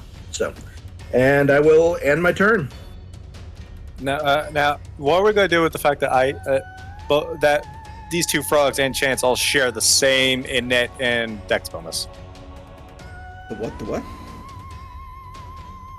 Chance and these two candle frogs have the same initiative. Oh, that's a tie. That's a good point. I do have advantage on initiative. If that might push things over a certain direction or not. No, I mean you all rolled the same thing. That just gives you a better chance at getting a better spot. I'll say this. Let's roll for it. Straight D20 roll, and I'll roll for the frogs. We'll see how we can rearrange it. Ha! Okay. Whoa, natural one! So there. Ha! Wait, it wasn't rolling that one or something? Or like, what It rolled what? a 3. I got a 3 and a 3 and a 19. So the frog that's here is gonna still go before you, but the other one's gonna go after. Okay. How high up did you say you were going, Lemmy? 10 feet up. Yep, 10 feet above the floor. That's all the movement I got left. So that's where I'm at right now. Cool. Another frog kind of hops around the corner, and it's gonna go ahead and use its spit attack on Fuego, probably because he's the closest target. Ranged attack. 23 to hit. Yeah, that is. 8 points of fire. All right, that's halved. Keep that in mind because he's going to take damage again at the end of his next turn.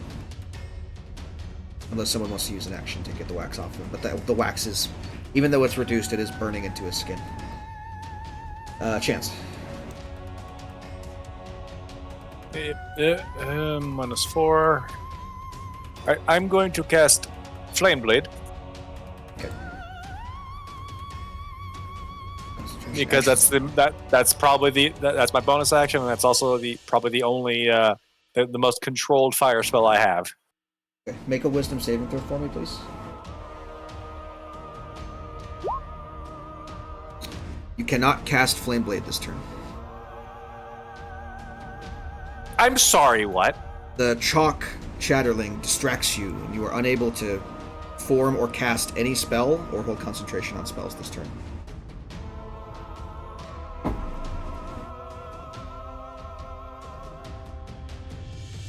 Will it count if I use a magic item for the cast? Yeah, Because I have Circular Blasting. it counts. Well, fuck me, I guess. Pass. Alright.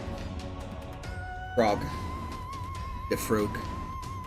Is going to use its tongue whip attack on the lamp. So I don't have to make it sussy. That's 23 for 7. 7 points of damage. He doesn't have resistance to fire damage, so that's fine. 7 points of fire damage. That's it for its turn. Valerian, you're up.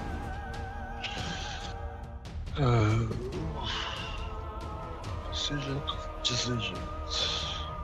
Before you go, make me a wisdom save. Again? Yeah. Anytime you start your turn within 30 feet of the chalk thing, you have to make a wisdom save. Cool. You Where can is cast the spells. chalk as well. thing? It's right next to you. Right here, and there's one back here as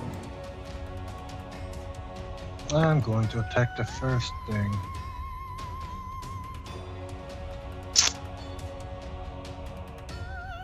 Fuck it, I'm gonna start out with the big guns.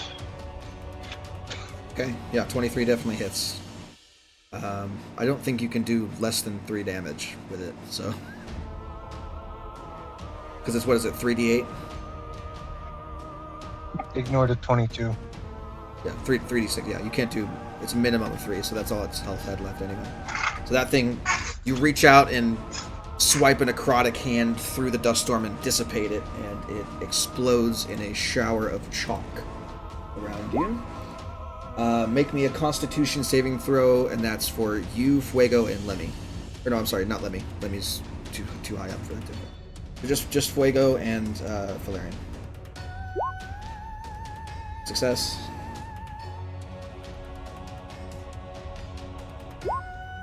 Fail. Fuego is blinded until the end of his next turn.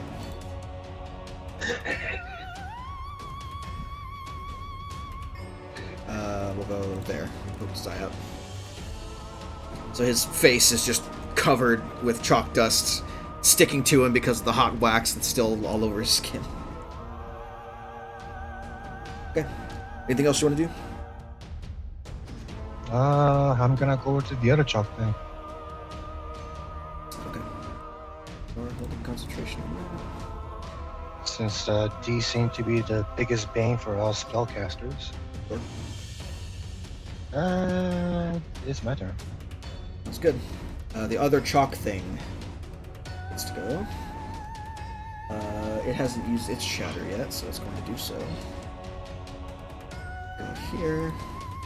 And I believe that's everybody still. Oh, everybody again. Except me. What do you mean except you? Wait, it's doing shatter. No, okay, whatever. It's doing its maddening chatter. It's a sound-based attack, so it doesn't matter line of sight. Wisdom saving throws, please, from everybody.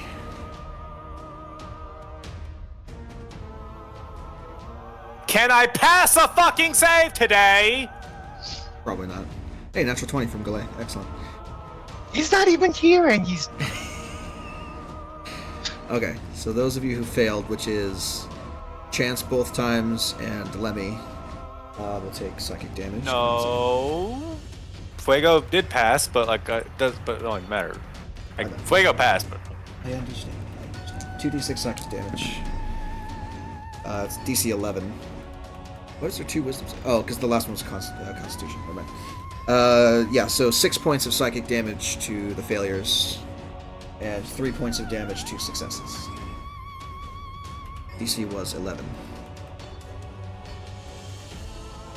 That is its turn. Xenovor gets to go next, once you guys are done fixing hit points.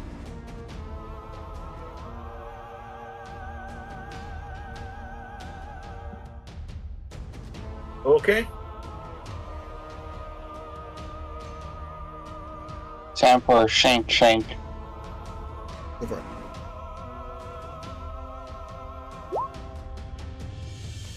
Nice. 21 hits, 10 does not. 5 points of slashing.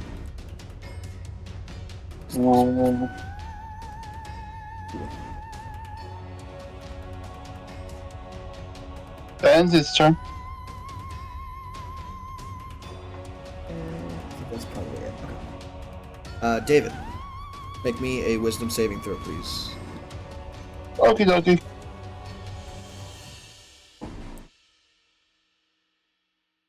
Oh, You can cast spells as normal.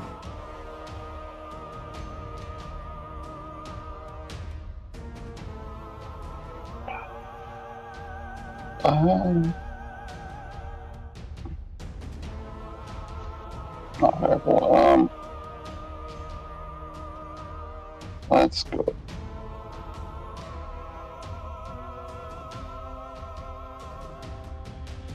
Like I'm gonna risk a move back here. It doesn't have an attack with which to hit you, so go for it. And then I'm gonna go shoot him with a command orb Alright. with thunder damage. Whatever that is, it's not set up correctly. You need to roll an attack for me. That was what broke. Something broke. Okay, 1 minute. Let me see if I can fix it on your side. Don't touch anything.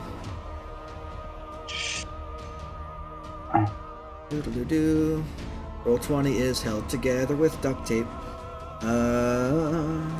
Settings, spell attack, ranged. The reason why I will always stand Foundry, because it's a lot. It's just so much.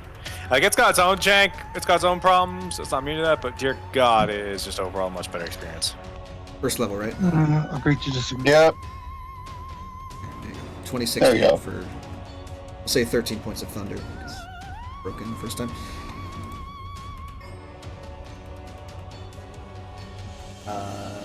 Yeah, yep. Take damage from that. So 13 points of thunder damage. Fantastic.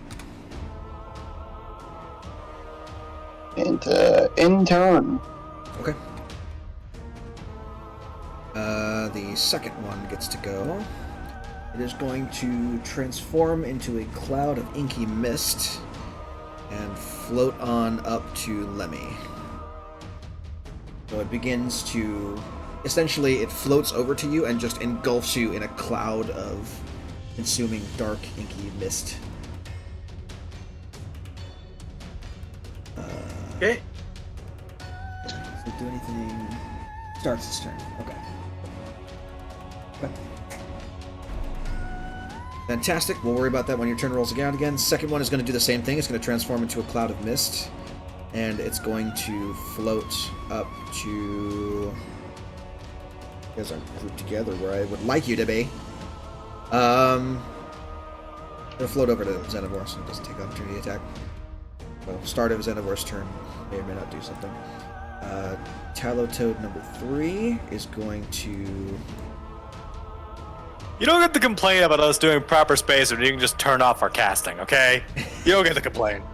Well, it's a DC 11, so... Spit Did I fire stutter? attack. Ranged attack on Valerian. 10. That's a no. Gale. Punches things for a living, so he's going to do that with the Tallow-Toad. Over here. Let's get to snakes, to the feet.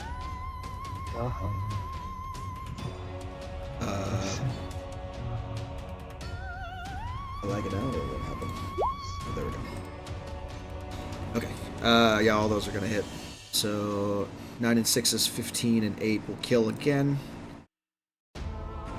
Dexterity saving throw from him. Saves, avoids the wax altogether. No worries about that. Fuego. At the start of his turn,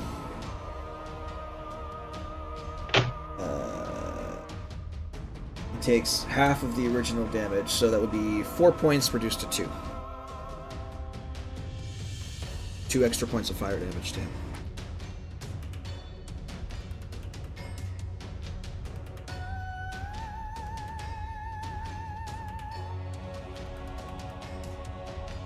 And then he can take his turn. He is blinded.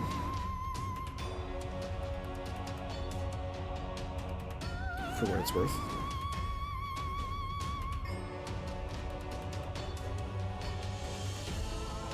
Hunter. Action, clear off wax. Okay. He is no longer blinded and can see again. No, the wax was for the persistent damage.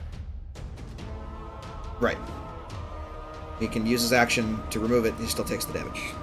He would have had to use an action prior to the turn to remove the damage, but he's good to go. He is no longer blinded at the very least. Oh wait, hold on. The blindness from a different thing, though. It's not from the wax at all. Yeah, I forgot about that. So roll the damage. I got confused. You don't have to use your action to wipe the wax off.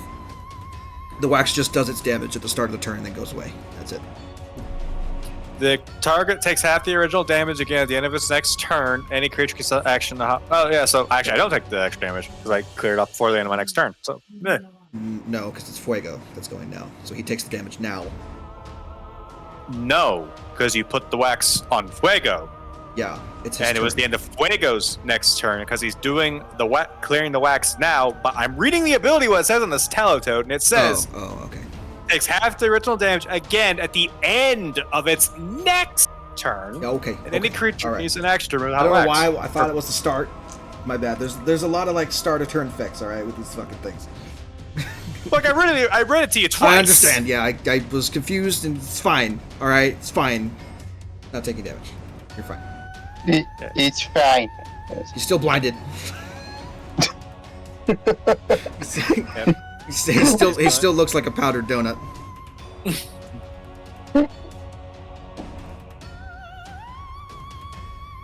Hey, it's a powdered donut that has a portal to hell in the middle. Yeah, sure. Well, he's not a devil, so portal to the elemental plane of fire. Yeah, let's say.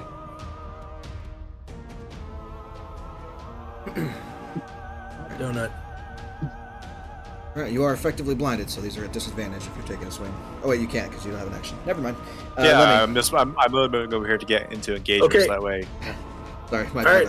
bad. First of all, wisdom saving throw for the Right. top guy. Wait, for the chalk guy? He's still around? Okay. There's one more. There was 2. Yeah, there's one more chalk guy. So wisdom saving throw for him first. See 11. You're fine. So Okay. You can cast spells if you want to. And then strength or dexterity saving throw, your choice. I think I'll go with dexterity, thanks. Okay. That is just enough to succeed. Okay. So you take half of the damage. So 6 plus 2. 7 plus 2 is 9 points of damage, halved to 4. So 4 points of acid damage to you, as the ink begins to burn your skin, it's suffused around yourself. Okay. That is some strong fucking ink. Yeah. All right. The ink things are the stronger of the arcane constructs here. You also begin to choke, and you feel like you cannot breathe. Kinky. That's Okay. Breathing in a cloud of ink. It's beginning to burn your lungs. Okay. Okay. You take your turn as normal. Alrighty. Alright, I am... Gonna see if I can... God. Okay. See if I can do that.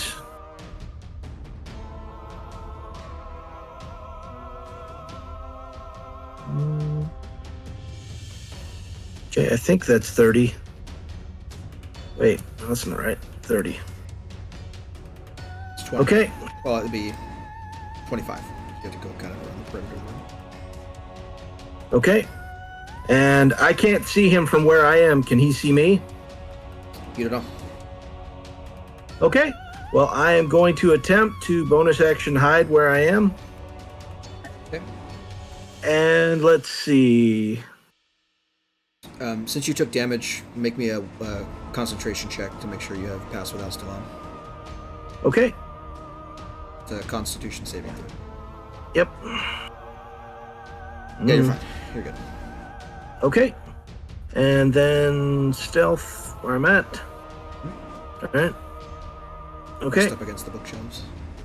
Mm-hmm. And let's see. Maybe I did, maybe I didn't. Let's see, and...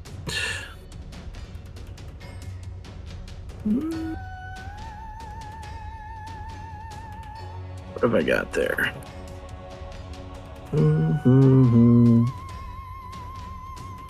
For anyone that's interested, that other ink creature that was attacking Lemmy is 10 feet in the air, because it had to be up there to get at him. I'm not going to bother putting the bubbles on it.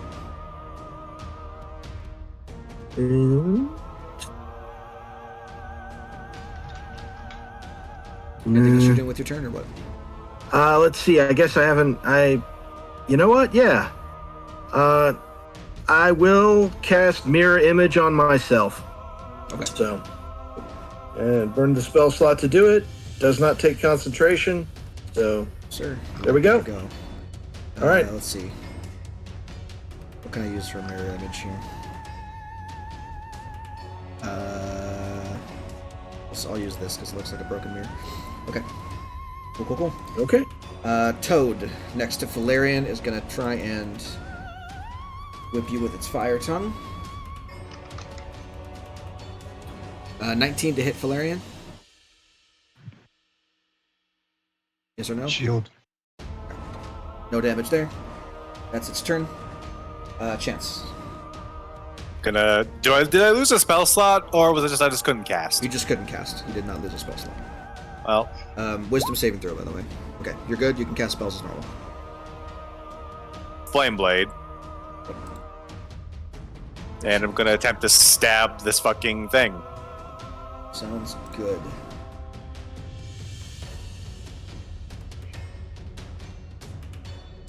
Okay, fantastic. And I roll a 2. Yeah, Nice. Unfortunately, the ink parts way where your flame blade slashes, and it takes no damage. The fact that I can only make one attack is kind of sad. Yeah, but you have a friend with you that can make 2, so think of it like Yeah. 3 spread out amongst the turn order. All right, anything else? You did notice that when David moved away, it didn't make a move to attack him. You could move away from it if you wanted to.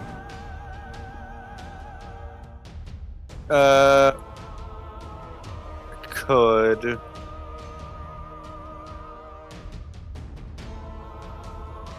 No, I'm gonna stay where I am. Fantastic. Then Valerian, it is your turn. You took damage from the chalk thing last turn, right? No.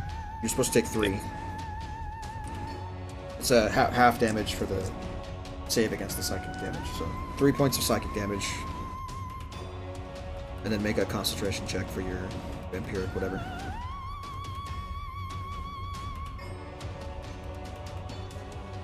Fantastic. All right, and you're good to cast spells if you want to. Yeah, no, I'm just going to go wail on him with the vampiric touch. Fantastic. Yeah, that's gonna hit for sure. I'm getting a little bit tired of this thing, so let's go with. So points, that's Nice. 40 points of damage. Yep. All right. Well, that's more than double what it had. So it explodes. Go ahead and make me a dexterity saving throw or a concentration check. Oh, so isn't it? Since I'm taking damage. It's not damage. It's blinding. What that thing does. This thing. It is a Constitution saving throw to avoid being blinded. I don't have to make the save for Fuego because he's already blinded. Yeah. Well, it was blinded until the end of his next turn, so he has to make the save because he was unblinded at the end when he moved up to it. And since I just hit him, I just whatchamacallit? Since I just did vampiric touch, I gained that 3 HP back. Yes, you do. You are still at full. Very much so. Alright, cool. And no one's blinded. Constitution saving throws are good. Alright. With that, we no longer have to worry about the chattering things. Yep. You're welcome. Fuck it. I think I still haven't. Oh, no, I used action to do it. Or. Yeah. You do have your I bonus could- action. You could cast the spiritual weapon. Yeah. Yep, that's what I'm gonna do. You grab the scythe.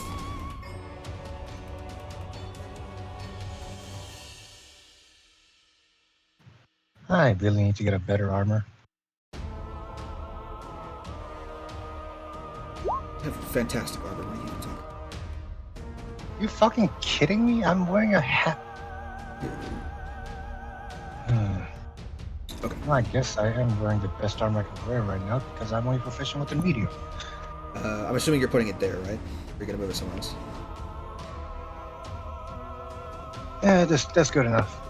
You can control it, by the way, so you can put it where you want to. The 11 does miss, unfortunately.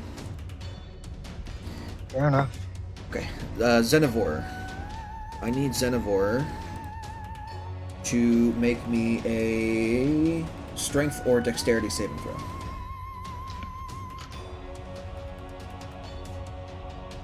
Nope. 7, that's a failure. So he takes acid damage. Okay. He takes 10 points of acid damage, and he is grappled. Cannot breathe for what it counts. Okay. God damn, I thought I'd get heavy armor.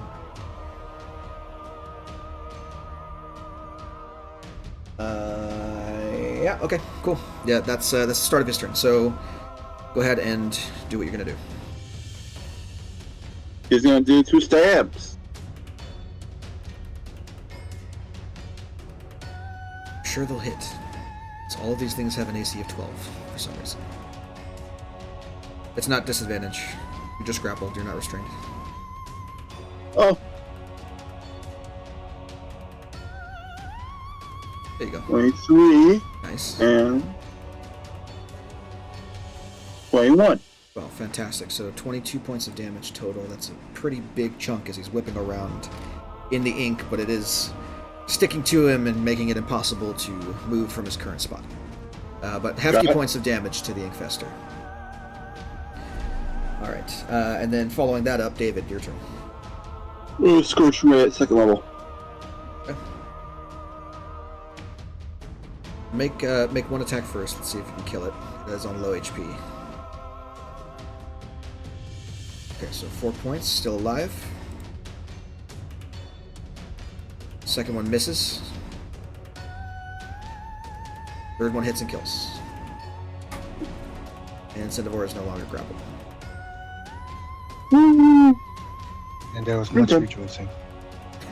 And there was much rejoicing. Hey. All right. Does Xenovore need to breathe? I don't know. Probably not important. I don't remember if I put that in there. We'll have to look it up later. I think they do, but I don't know. I don't know that it affects anything with the caster. I have to think about that. David, any movement or bonus action for you? No. End turn. Okay, the other ink cloud is going to move down into the chamber and onto Chance. So we will do that at the start of your next turn. Oh wait, no. Actually, I probably have an aura. Oh wait, no. I think it's like Mike. Does that most likely need to do it for flames? I have no idea. You have to look it up. But either way, it can't make attack rolls against you, so I don't know if that would matter. But Oh, it just means that I shed bright light and 5 feet. They take fire damage. They're within 5 feet of me. Creatures do. yeah, that hits you with a melee attack. Oh, yep. Sorry, I'm thinking of the other one. Yeah. It's the it was the old infernal. I know we've made many changes. No, it was the old infernal subclass that dealt the aura damage.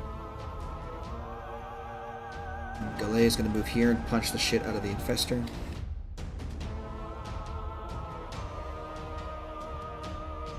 I believe all of his attacks are magical at this level. All those are going to hit, so... He's also using the Blade of Broken Mirrors, which is a magic weapon. Yeah, we're fine with that. That is 14, 15... 15 and 8 is 23. 23 points of damage total.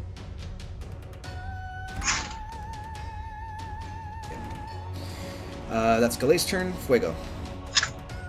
Neil. Yep. First, bite on the Callow Toad. yeah, immediately to his right. Yep, 11 points of piercing. Fantastic. Still alive. Yes. He did. No, he doesn't. All right, second bite for another 6. That's exactly the amount of HP it has. So, dexterity saving throw from you and Valerian. From Fuego and Valerian. Why can't I roll worth a damn for saves? Both fail, so that is 1d6 fire damage. 6 points of fire damage. Reduced to 3 for Fuego. You gave him resistance to fire, right? It's not just yours that you're running off of? I'm fairly certain he gets fire resistance off of my subclass. I would assume maybe he does. Yeah. Playing a resilience. Yeah, okay, we're good. Cool. Alright, that's the end of that toad. Cool. That's the end of his turn, yeah? He's not gonna move anymore? He's gonna stay where he's at?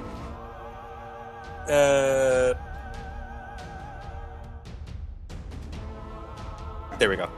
Lemmy, from your position at the back of the room, you watch the ink cloud not come around the corner, so you assume it either forgot about you or doesn't know where you are. Okay. I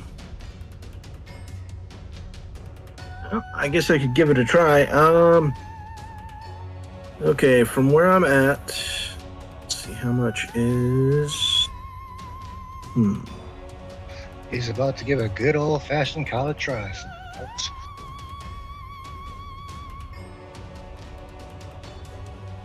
Okay.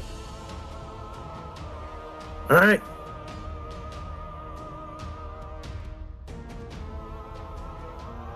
I think it's 10 feet over to there, so I moved over to there, kind of next to the desk. I'm still floating above it, so okay. Wow, there's like nobody here, huh? All right. Well, I guess I can move until I can see something. So, all right. Let's see. I think that's another 10. All right. Still not seeing anything, huh? All right. Man. A lot of stuff has been dealt with since you last turned. Apparently so. Okay. I will not apologize for that. All right. Let me see how much more I got. I think.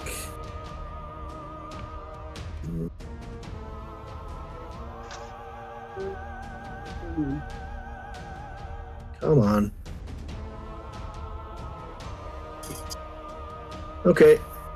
I think I can go there, so. All right. Going. And I think that's all my movement for this turn, so. Yeah. All right. There's like basically nothing I can. Yeah, there's nothing I can see from where I'm at, really, so. Probably what I'm gonna do is, can I? You could for move, ready for context, you could move again if you wanted to. Just bonus action dash. You're a rogue. No. Yeah, I guess it wouldn't hurt anything to do. So, actually, you know what? As far as I know, I'm still hidden. So, I am going to just ready my action to make a short bow attack on the next thing that pops up. So, as far as I know, nothing can see me. I can't see anything. So, I am just gonna hold my action and You can see the corner of the ink cloud here in this space. All right. You wanted to take a shot at that if you wanted to. Yeah, I might still be hidden from it, so I'm gonna give it a shot. So. Oh, you're still going. My bad. I was just figuring you were wrapping up. I was rolling ahead of time. just making him aware of options he has.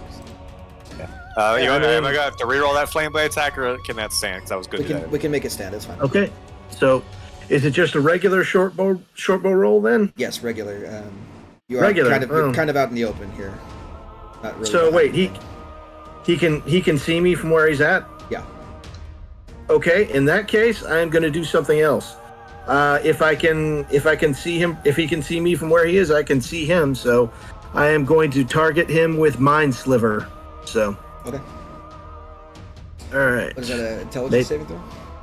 Yeah, it is. So, and I believe that's against a 14, if I'm getting that right. So, yep. Intelligence saving throw against 14. That's it. That's good. Have a lot of intelligence. Oh, natural 20 for 17. Minus 3. Oh, goody. I believe that does beat your DC, though, right? Yep, that does beat it, unfortunately. No damage. You know, all right. Yeah, with where I am, well, heck with it. I'm gonna bonus action dash and go back around the corner where he can't see me. I'm doing it. Go for it. So, chance that 23 does hit. However far I can go. So. Yeah, I gotta reroll that one. 30. Want to do a 1. Alright, so that's 11 points of fire damage. Yep, and if it has resistances, no, it doesn't. Yeah. Point of order, make me a strength or dexterity saving throw, please.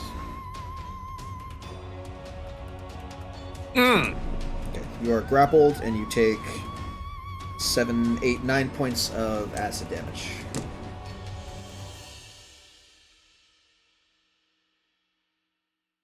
Concentration. Another nat 1! I think roll 20 is saying fuck you for talking shit about me. This is what happens when you come back from the dead. You're not really yourself for a little bit. Yeah. I know that. I know a thing or two because I've seen a thing or two. yeah. Or 3 or 4 at this point. Yep. Damn. Unfortunate. So the flame blade peters out. But you did deal fire damage, so if you wanted to wreathe yourself in fire, you could, I guess. No, I don't want to light the books on fire by accident. Okay. All right. Speaking over character, this is confirming some weird conspiracy theories I've been hearing out there about Wheaton. That's interesting. Oh no. Oh, the Will Wheaton dice curse. Came back wrong, huh? Do not put that evil on me. Don't even mention his name here. This hollowed house. I only said half of it. You don't know. It could be somebody else. Alright. Valerian, you are up. There is a frog. I think. Don't bring that evil into this house. If I kill it here, I should be safe, right? Yeah, you're fine from the splash. If you can kill it. Which I don't think you can. If I can kill it. 16 hits. I don't think the damage is enough, though. Still, it hasn't been touched yet.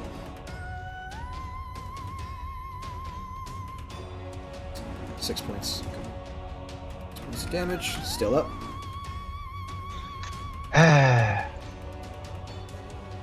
Get fucked! Yep, 18 will hit. I'm tired of this shit, so.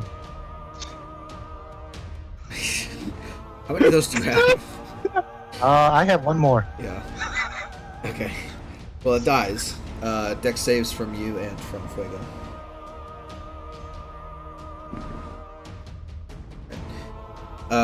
You avoid the wax. Fuego takes 3 points, reduced to 1 of fire damage.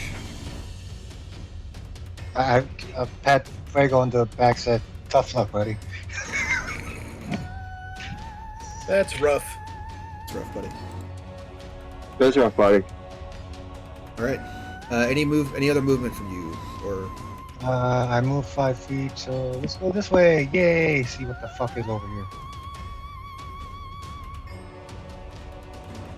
see if the infestor lasts another 2 turns? Wait a minute. There's a fucking wax creature still here. Not a wax creature, it's an ink creature. No. No. I'm looking at. Don't worry about that. That's not there. Oh yeah, no, that was there to hold the turn, wasn't it? No, I just forgot to roll initiative for it. And I don't want to deal with it right now. I'm gonna come over here and get prepared to whack ink. Alrighty. My turn. Denevor? Let's see, it's time to stab. Gee willikers, buddy. Take your shot. Oh, Yurena. gee, Rick. I need to figure out the Letterkenny Canadian accent. 17 points of damage. Sounds good to me.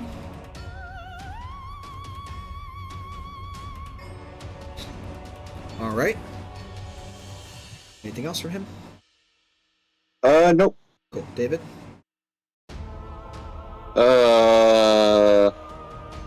Let's go with another Scorching Ray. Right. Well, yeah, Scorching Ray. While I'm in it, well, it's currently grabbing me. It's a minimum of 6 damage, so there's a chance it lives, but the chance is very slim. Come on! It'll be fun, Chance. Miss. Hit for 3. Hit for 5. Guess what? It had 8 hit points left, so that's exactly what you needed to kill it. It explodes, because of course it does. Con save doesn't matter, because we're out of combat, so don't worry about it. Essentially, it explodes and gets ink everywhere. It doesn't matter, I roll well on! Yeah, you managed to shield your eyes. You're not blinded, at least. But that's fine. Combat is done. You managed to take care of the arcane anomalies for now. Alrighty. Alright, well that fight hurt a lot more than I'm used to. Fuck. For context, on a scale of 1 to 68, I'm at a 38. I took 30 damage that turn. Wait. I suppose the vaunted Here we go. Skull's March is not all as cracked up to be. I give him a break. He's had out of practice for a while. You could I'd like to talk. see you return to top form after being turned into a fucking demon for an extended period of time after a heinous curse.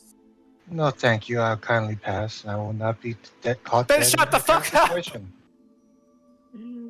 Here you go. 29 hit points. I thought a man, scholarly man, would be more couth.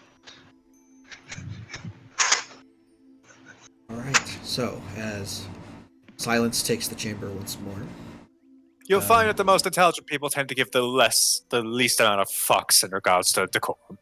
many of you dripping with ink at this point, covered in chalk and Not wax me. and ink. Chance just starts snapping his fingers and that ink just starts going away. Like, yeah, no, I'm not dealing with that. Same. Same here. I will say, hold on, before you do that, Uh-oh. before you do that, I will give you the chance to roll an Arcana check to see if you want to do that. Uh-oh. That's a Okay. natural 20. Okay. Never mind. Anyone else want to roll Arcana? Yeah, I'll give it a shot. Sure, why not? Do I have enough time to guidance myself? No, do not guidance yourself. Fuck you. It's fine if you Oh. want to. No, Yeah. mine should just be a nine. Mine should just be a 9. 9. Okay, so let me. Oops. You fell asleep during this lecture, so unfortunately you're unaware of the dangers of leaving your workstation unclean as a wizard. But if you are a wizard and you leave your materials out and leave your place a mess, sometimes they can manifest into creatures. Some wizards do this on purpose to capture these creatures and subjugate them, use them for their own means, mostly for defense, as is the case when this happened, because most of the tower has been clean up until this point. But for the most part, the arcane anomalies happen when you, like, forget to snuff your magic candles, or don't clean up the wax when it drips places, or spill a bottle of spell ink and then just let it stay in the table, or leave chalk dust everywhere from your rituals. These things can form. There are salvageable materials, though, that you can get for defeating these things. So if you'd like to, there are some items that you can collect from them.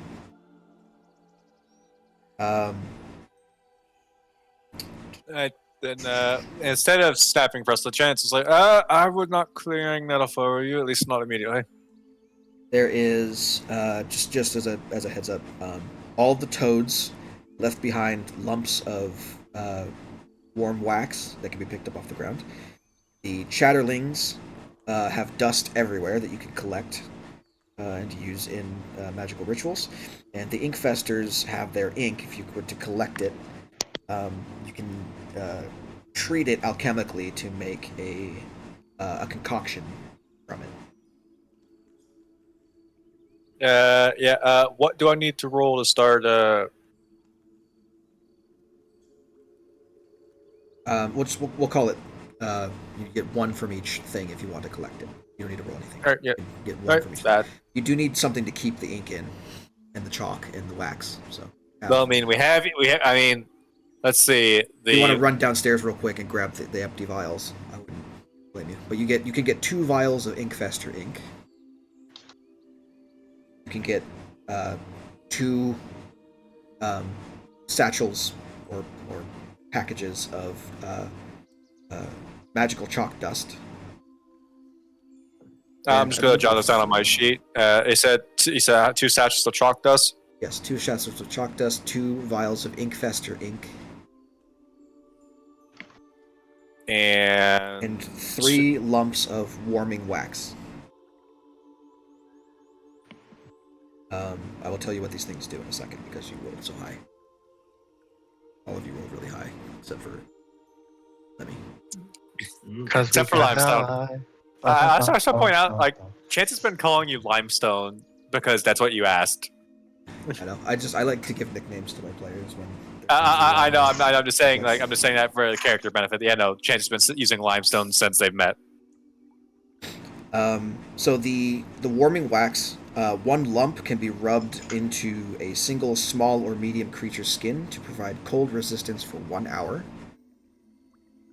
Oh, damn. I'm going. I'm just gonna write this down in the properties, I suppose. Yeah, sure. In the description. I'll for put it you. on the notes. And this is total, by the way. So if Chance is getting all of this, then he should be the one writing it down. No one else can have it, unless someone else wants to take it from him. Well, I mean, I'm just adding it for the sake of bookkeeping. If we want to separate it out, we can afterwards. Yeah, I'm just making sure it's you know that it's not like two per person. It's just 2 total, like ink bottles and chalk dust things. And Say 3 one things lump at can once. give 1 hour cold resistance when rubbed into the skin. Yes, of a small or medium creature. So put the lotion on the skin. If you wanted to do it for a large creature, you'd have to use 2. The dust from a chalk chatterling. If you use it while incorporated into a ritual spell, you can have the casting time of the ritual. So instead of 10 minutes plus casting time, it's 5 minutes plus casting time. I'm sorry. Say that again? If you use the chalk in a ritual, when you're casting a ritual spell, it'll have the casting time. And I assume it's 1 satchel per use. Yeah. So you have 2 of those. And then the ink you'll have to take to an alchemist, or if anyone has proficiency in alchemist supplies, you can do it yourself. But essentially, if you take that ink and then brew it, and add a couple of alchemical reagents to it from your kit, you can produce a vial of tar, which, when you uncork it or throw it and break the glass, will... I'm just going to jot down needs to be treated, and I'll just... Yeah, I can look it up again if you need to, but essentially, it's a chance to have the darkness spell cast where you throw it. It's like a darkness grenade. There is a chance, however, if you fail the check when you make it, it instead makes an ink fester blinding grenade. So do with that what you will. So it's either it either blinds things or it makes darkness. Yeah. You can I see either this as an absolute win. If you brew it wrong, it mimics the death burst ability that it has, where anything within 5 feet of the point that you throw it at would have to make a Constitution saving throw or be blinded until the end of its next turn. Or you chuck it and it creates the darkness spell at the location. You could also, if you wanted to do it on yourself, you could uncork it because it activates when exposed to air. So those are the options for that one.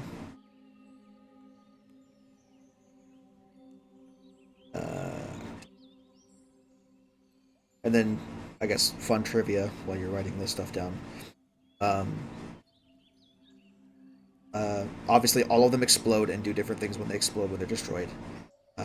Generally, they're constructs, so they're immune to poison and charm effects. And if you have water, especially soapy water, you can do damage to them by scrubbing them. So it gives a use for soap, I suppose. But if you have like soapy water available to you, or any water in general, you can hurt them by dousing them with it. Yes, they are fucking punished by a redditor's worst nightmare. Yeah, a shower. Exactly, because they're made from arcane messes. So obviously, water is their bane of their existence, especially soapy water. That's why you always clean up your ritual circles and don't leave them scattered around everywhere, unless they're permanent teleportation circles. Or unless you don't care enough, which... Yeah, or maybe you don't care, but you know. Like, I'm not staying here, so why would I bother? Don't leave your candle wax out. Make a frog in your bedroom that's gonna fucking burn you in your sleep.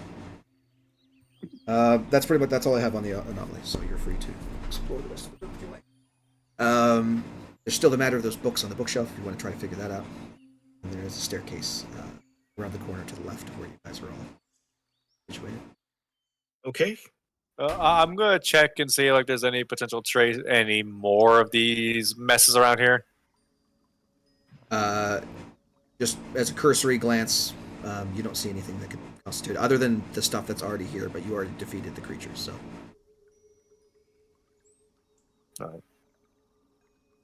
Okay. All right. So, yeah. So now that that's happened, do I have detect languages on, or do I not? No. I don't. You All still right. have, you still have pass without. You haven't gotten tongues yet. No. I'm saying I was going to. What started this is I was going to ritual cast detect languages. Right. But you need to complete the spell in order to do that. So if you want to take 10 minutes Okay. to do it again, you can. Yeah. I'll just do that, and it seems like a good idea here. However, I will be. Is there any way I can take a bit longer to do it while kind of making sure that nothing around me starts getting frisky while I'm doing it this time? Well, the same effect does not happen the second time. You're Okay. confident that you have dealt with the ambient magical bullshit. The Okay. ambient magical bullshit detector that was the trap in this room. So yeah, 10 minutes later, you can get comprehend languages on. If you think. Okay. All right, got that, and I'll just start looking around this inner sanctum room here to see if there are any interesting titles. I'll just. Oh, and I am also at ground level. I'm not using the winged boots anymore. That's. Sure. I don't know how long that was going for. Maybe a minute. It's a minimum of 1 minute per use. So. Yeah, so I didn't need it longer than that. So I am walking now, looking up at all the tall people, and especially at Fuego, I'm sure. So. Well, he's medium sized now. So he's a rideable mount for you if you. Yeah, he's still gigantic to me. Yeah. So. Yeah, so I mean, the books that I posted in the Discord chat are the ones that pop out to you in particular. Cool.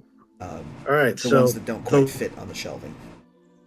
Okay, so that necromancy one is still tilted out, right? Yeah, still tilted out. Okay.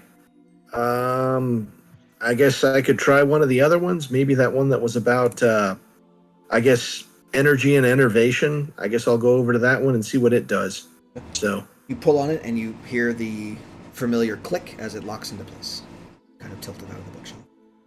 All right, let's. Hopefully, this isn't in any particular order. So let me help you with that, Limestone. Okay. I'll help as well. All right, so we've got 2 out of 6 out, and there's nothing happening so far. So Try and pull the rest. yeah. I guess I'll tell me I'll the try order in which you pull them, please. Tell me which one goes next, and then the one after that. I guess I might as well do Power, a History of Influence. I'll do that one next. Sure, why not? Okay, so that one pulls out and clicks into place. Okay. Wardens of Goldagnir.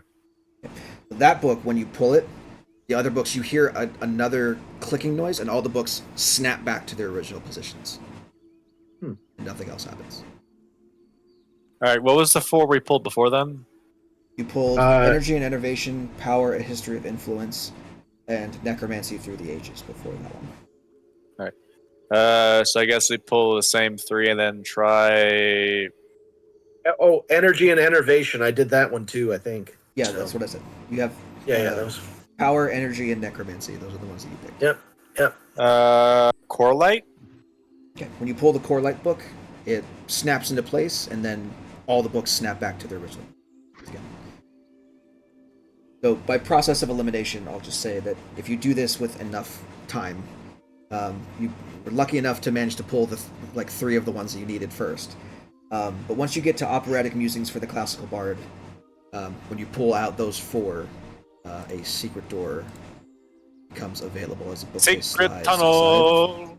Secret tunnel! Through the mountain. Inside of the secret room, you can see it's mostly an empty room with arcane runes kind of drawn along the perimeter of it, as well as around the base of a pedestal, on top of which there is a book that is sitting, and it seems to be, from what you can tell, absorbing the runes into itself. Like the words, the runes themselves are being absorbed onto the pages of the book slowly.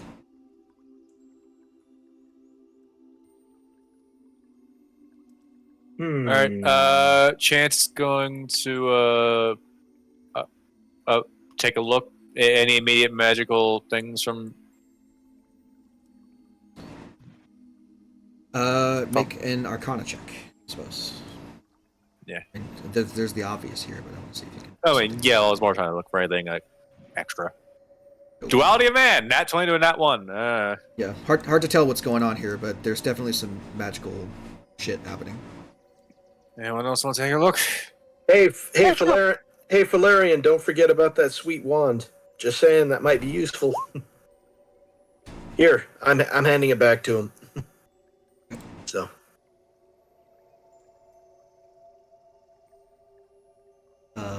Okay.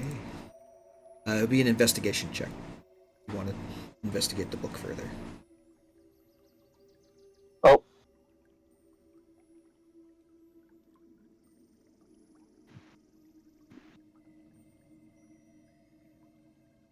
Ah. Nope.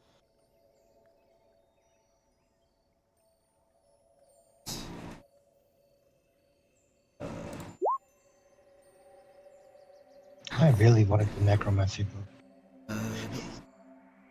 Investigation 7. No, nothing's coming to mind. It's kind of it's an interesting ritual that's going on in this room. It's kind of like an automatic, magical program that's kind of happening here. 13 unfortunately doesn't reveal anything either. Was there a detect magic being cast? Yes or no? Technically, it's still on, isn't it? No, because you cast concentration for vampiric touch. Right. Vampiric touch, right? Well, use it again if you feel you need to. There's no other way to do it. So. No, you got it. You had to lose concentration on that anyway. So. Oh, so Pass Without Trace is down? No, Pass Without You is have to- still going, I believe. Well, then here, You take. lost concentration. What are you doing? No, I don't think I ever did. Okay, no mind. Yeah, I'll use it. Second charge used on the As far as detect I magic remember. book. When you use detect magic the second time, you do see springing to life on the pedestal itself is a glyph of warding that is there. Oh, hey. Protective magic. Everybody move away. Plot quick, carefully. Good to know. Now that I've been told to get the warning, can I make another Arcana check to see if, like, how do you bypass a glyph of warning? You don't need to make an Arcana check for that. I mean, glyph of warding is a spell that's cast upon an object, and it is a 3rd level spell. So, any kind of dispel magic, even at base level, will get rid of a glyph of warding if you're aware of it. I don't suppose anyone has any method of dispelling magic. I do not at this time. No. I did not prefer it either. I've got a I don't book. either. I've got a book. I've got a book about ruminations on abjurations, but I haven't really gotten anything useful out of it. So Yeah. it's just a lot of boring. So oh well. Could I? Is there any way I could look through the? Is there any way I could look through the abjurations book that I've got to see if it says anything specific about dealing with glyphs of warding? I doubt that it would, but Sure. A glyph of warding is an abjuration spell, so I'm assuming it's in there. If you rifle through your book for a little bit, there is a page on glyph of warding, and its applicable uses. It's not the highest level spell in the world, but it has two main properties to it. One is you can store a spell in it that will cast when the condition is met. The other one is potential for the rune to explode and deal damage in an area. So you're not sure which type of rune this is. It's hard to tell by itself, but what you will be able to know is triggering the rune makes it go away. So if you were to trigger it somehow, get rid of it. Does it say? I've got an idea here. Does it say how? If it was the explosive kind, what's the radius on that? Would it say what that is? I don't know. Like would it say? Is it 5 feet, 10 feet, 20 feet? That's a good question. 20-foot radius sphere centered on the glyph. Okay. So let's do a thing Usually here. an elemental damage type of some kind. Okay. And how much does the book weigh? I mean, it's a book, so I think it's 5 pounds, if I'm not mistaken. Interesting. Okay. I got an Let me idea find out. here. I have. Yeah, wait. It's a 5-pound book. Okay. All right. Already got I stuck am to going. corner. Okay. Hold on. Where's various things here? Mm-hmm. There. Okay, so I just snapped to center. Okay. So 20-foot So- radius sphere would be that. To that. Okay. So I am going to suggest to everyone else that they get either outside this sanctum room or yeah, that'd probably be the best place, or at the closest, maybe in the doorway to it. I should be 25 feet away from it from where I am. So I am going to attempt to do an arcane trickstery thing and mage hand ledger domain. I am going to attempt to send my mage hand into the room to pick up the book, but I am waiting until everyone else here is out of the room. So if there's anybody here who doesn't want to get, something exploding in their face, potentially, maybe not, but hey, I would strongly suggest everybody else kind of exit out, and I'm going to attempt to, I guess it'd be a sleight of hand roll to manipulate an object. And I am going to attempt. It's mage hand. It can manipulate an object just by default. If it requires sleight of hand, you can use it. But in this instance, it doesn't. So you can send your mage hand in, and as soon as the mage hand picks the book off the shelf, a massive, thunderous explosion happens on the inside of the room. And errant bolts of lightning shoot out from the entrance of the door. Thankfully, you are out of the radius of the lightning itself, but a couple of the other books on the bookshelves are not so lucky as they get scorched. But you do have the book in your possession at the end of it. Well, you can see the book still kind of floating there in the air. Yeah, I will... That tells me the book is magic, otherwise the book would have been probably destroyed by being point blank at that explosion. More than likely. I am going to... mage hand the book over to myself then. I will just attempt to bring the book kind of floated over to me with the mage hand, which did not get blown up in the explosion, I guess, which makes sense, right? And then I will just add the book to my inventory. Sounds like a thing. Hey, I stole something good, maybe, or possibly something extremely bad that will break the world. But what are the chances of that? Well, you could Very identify good, it. apparently. It is a magic. Oh, book, yeah. so you could identify it. Yeah. What it does. Yeah, I'm gonna do that. I am going to I guess I got a ritual cast that too. I will take the 10 minutes to identify this sucker right here now. Do you want to take 5 minutes and use your chalk? I don't have the chalk. I didn't collect it. So if anybody wants to, if anybody wants to lend me chalk, or if anybody wants to use chalk themselves to identify it, if they can do so, great. But otherwise, I'm going to do it the old-fashioned way. Take 10 minutes, look at this thing, and identify that sucker. So I'd kind of rather, whoever's got that chalk dust stuff, it might be important to save it for something a little bit more time sensitive.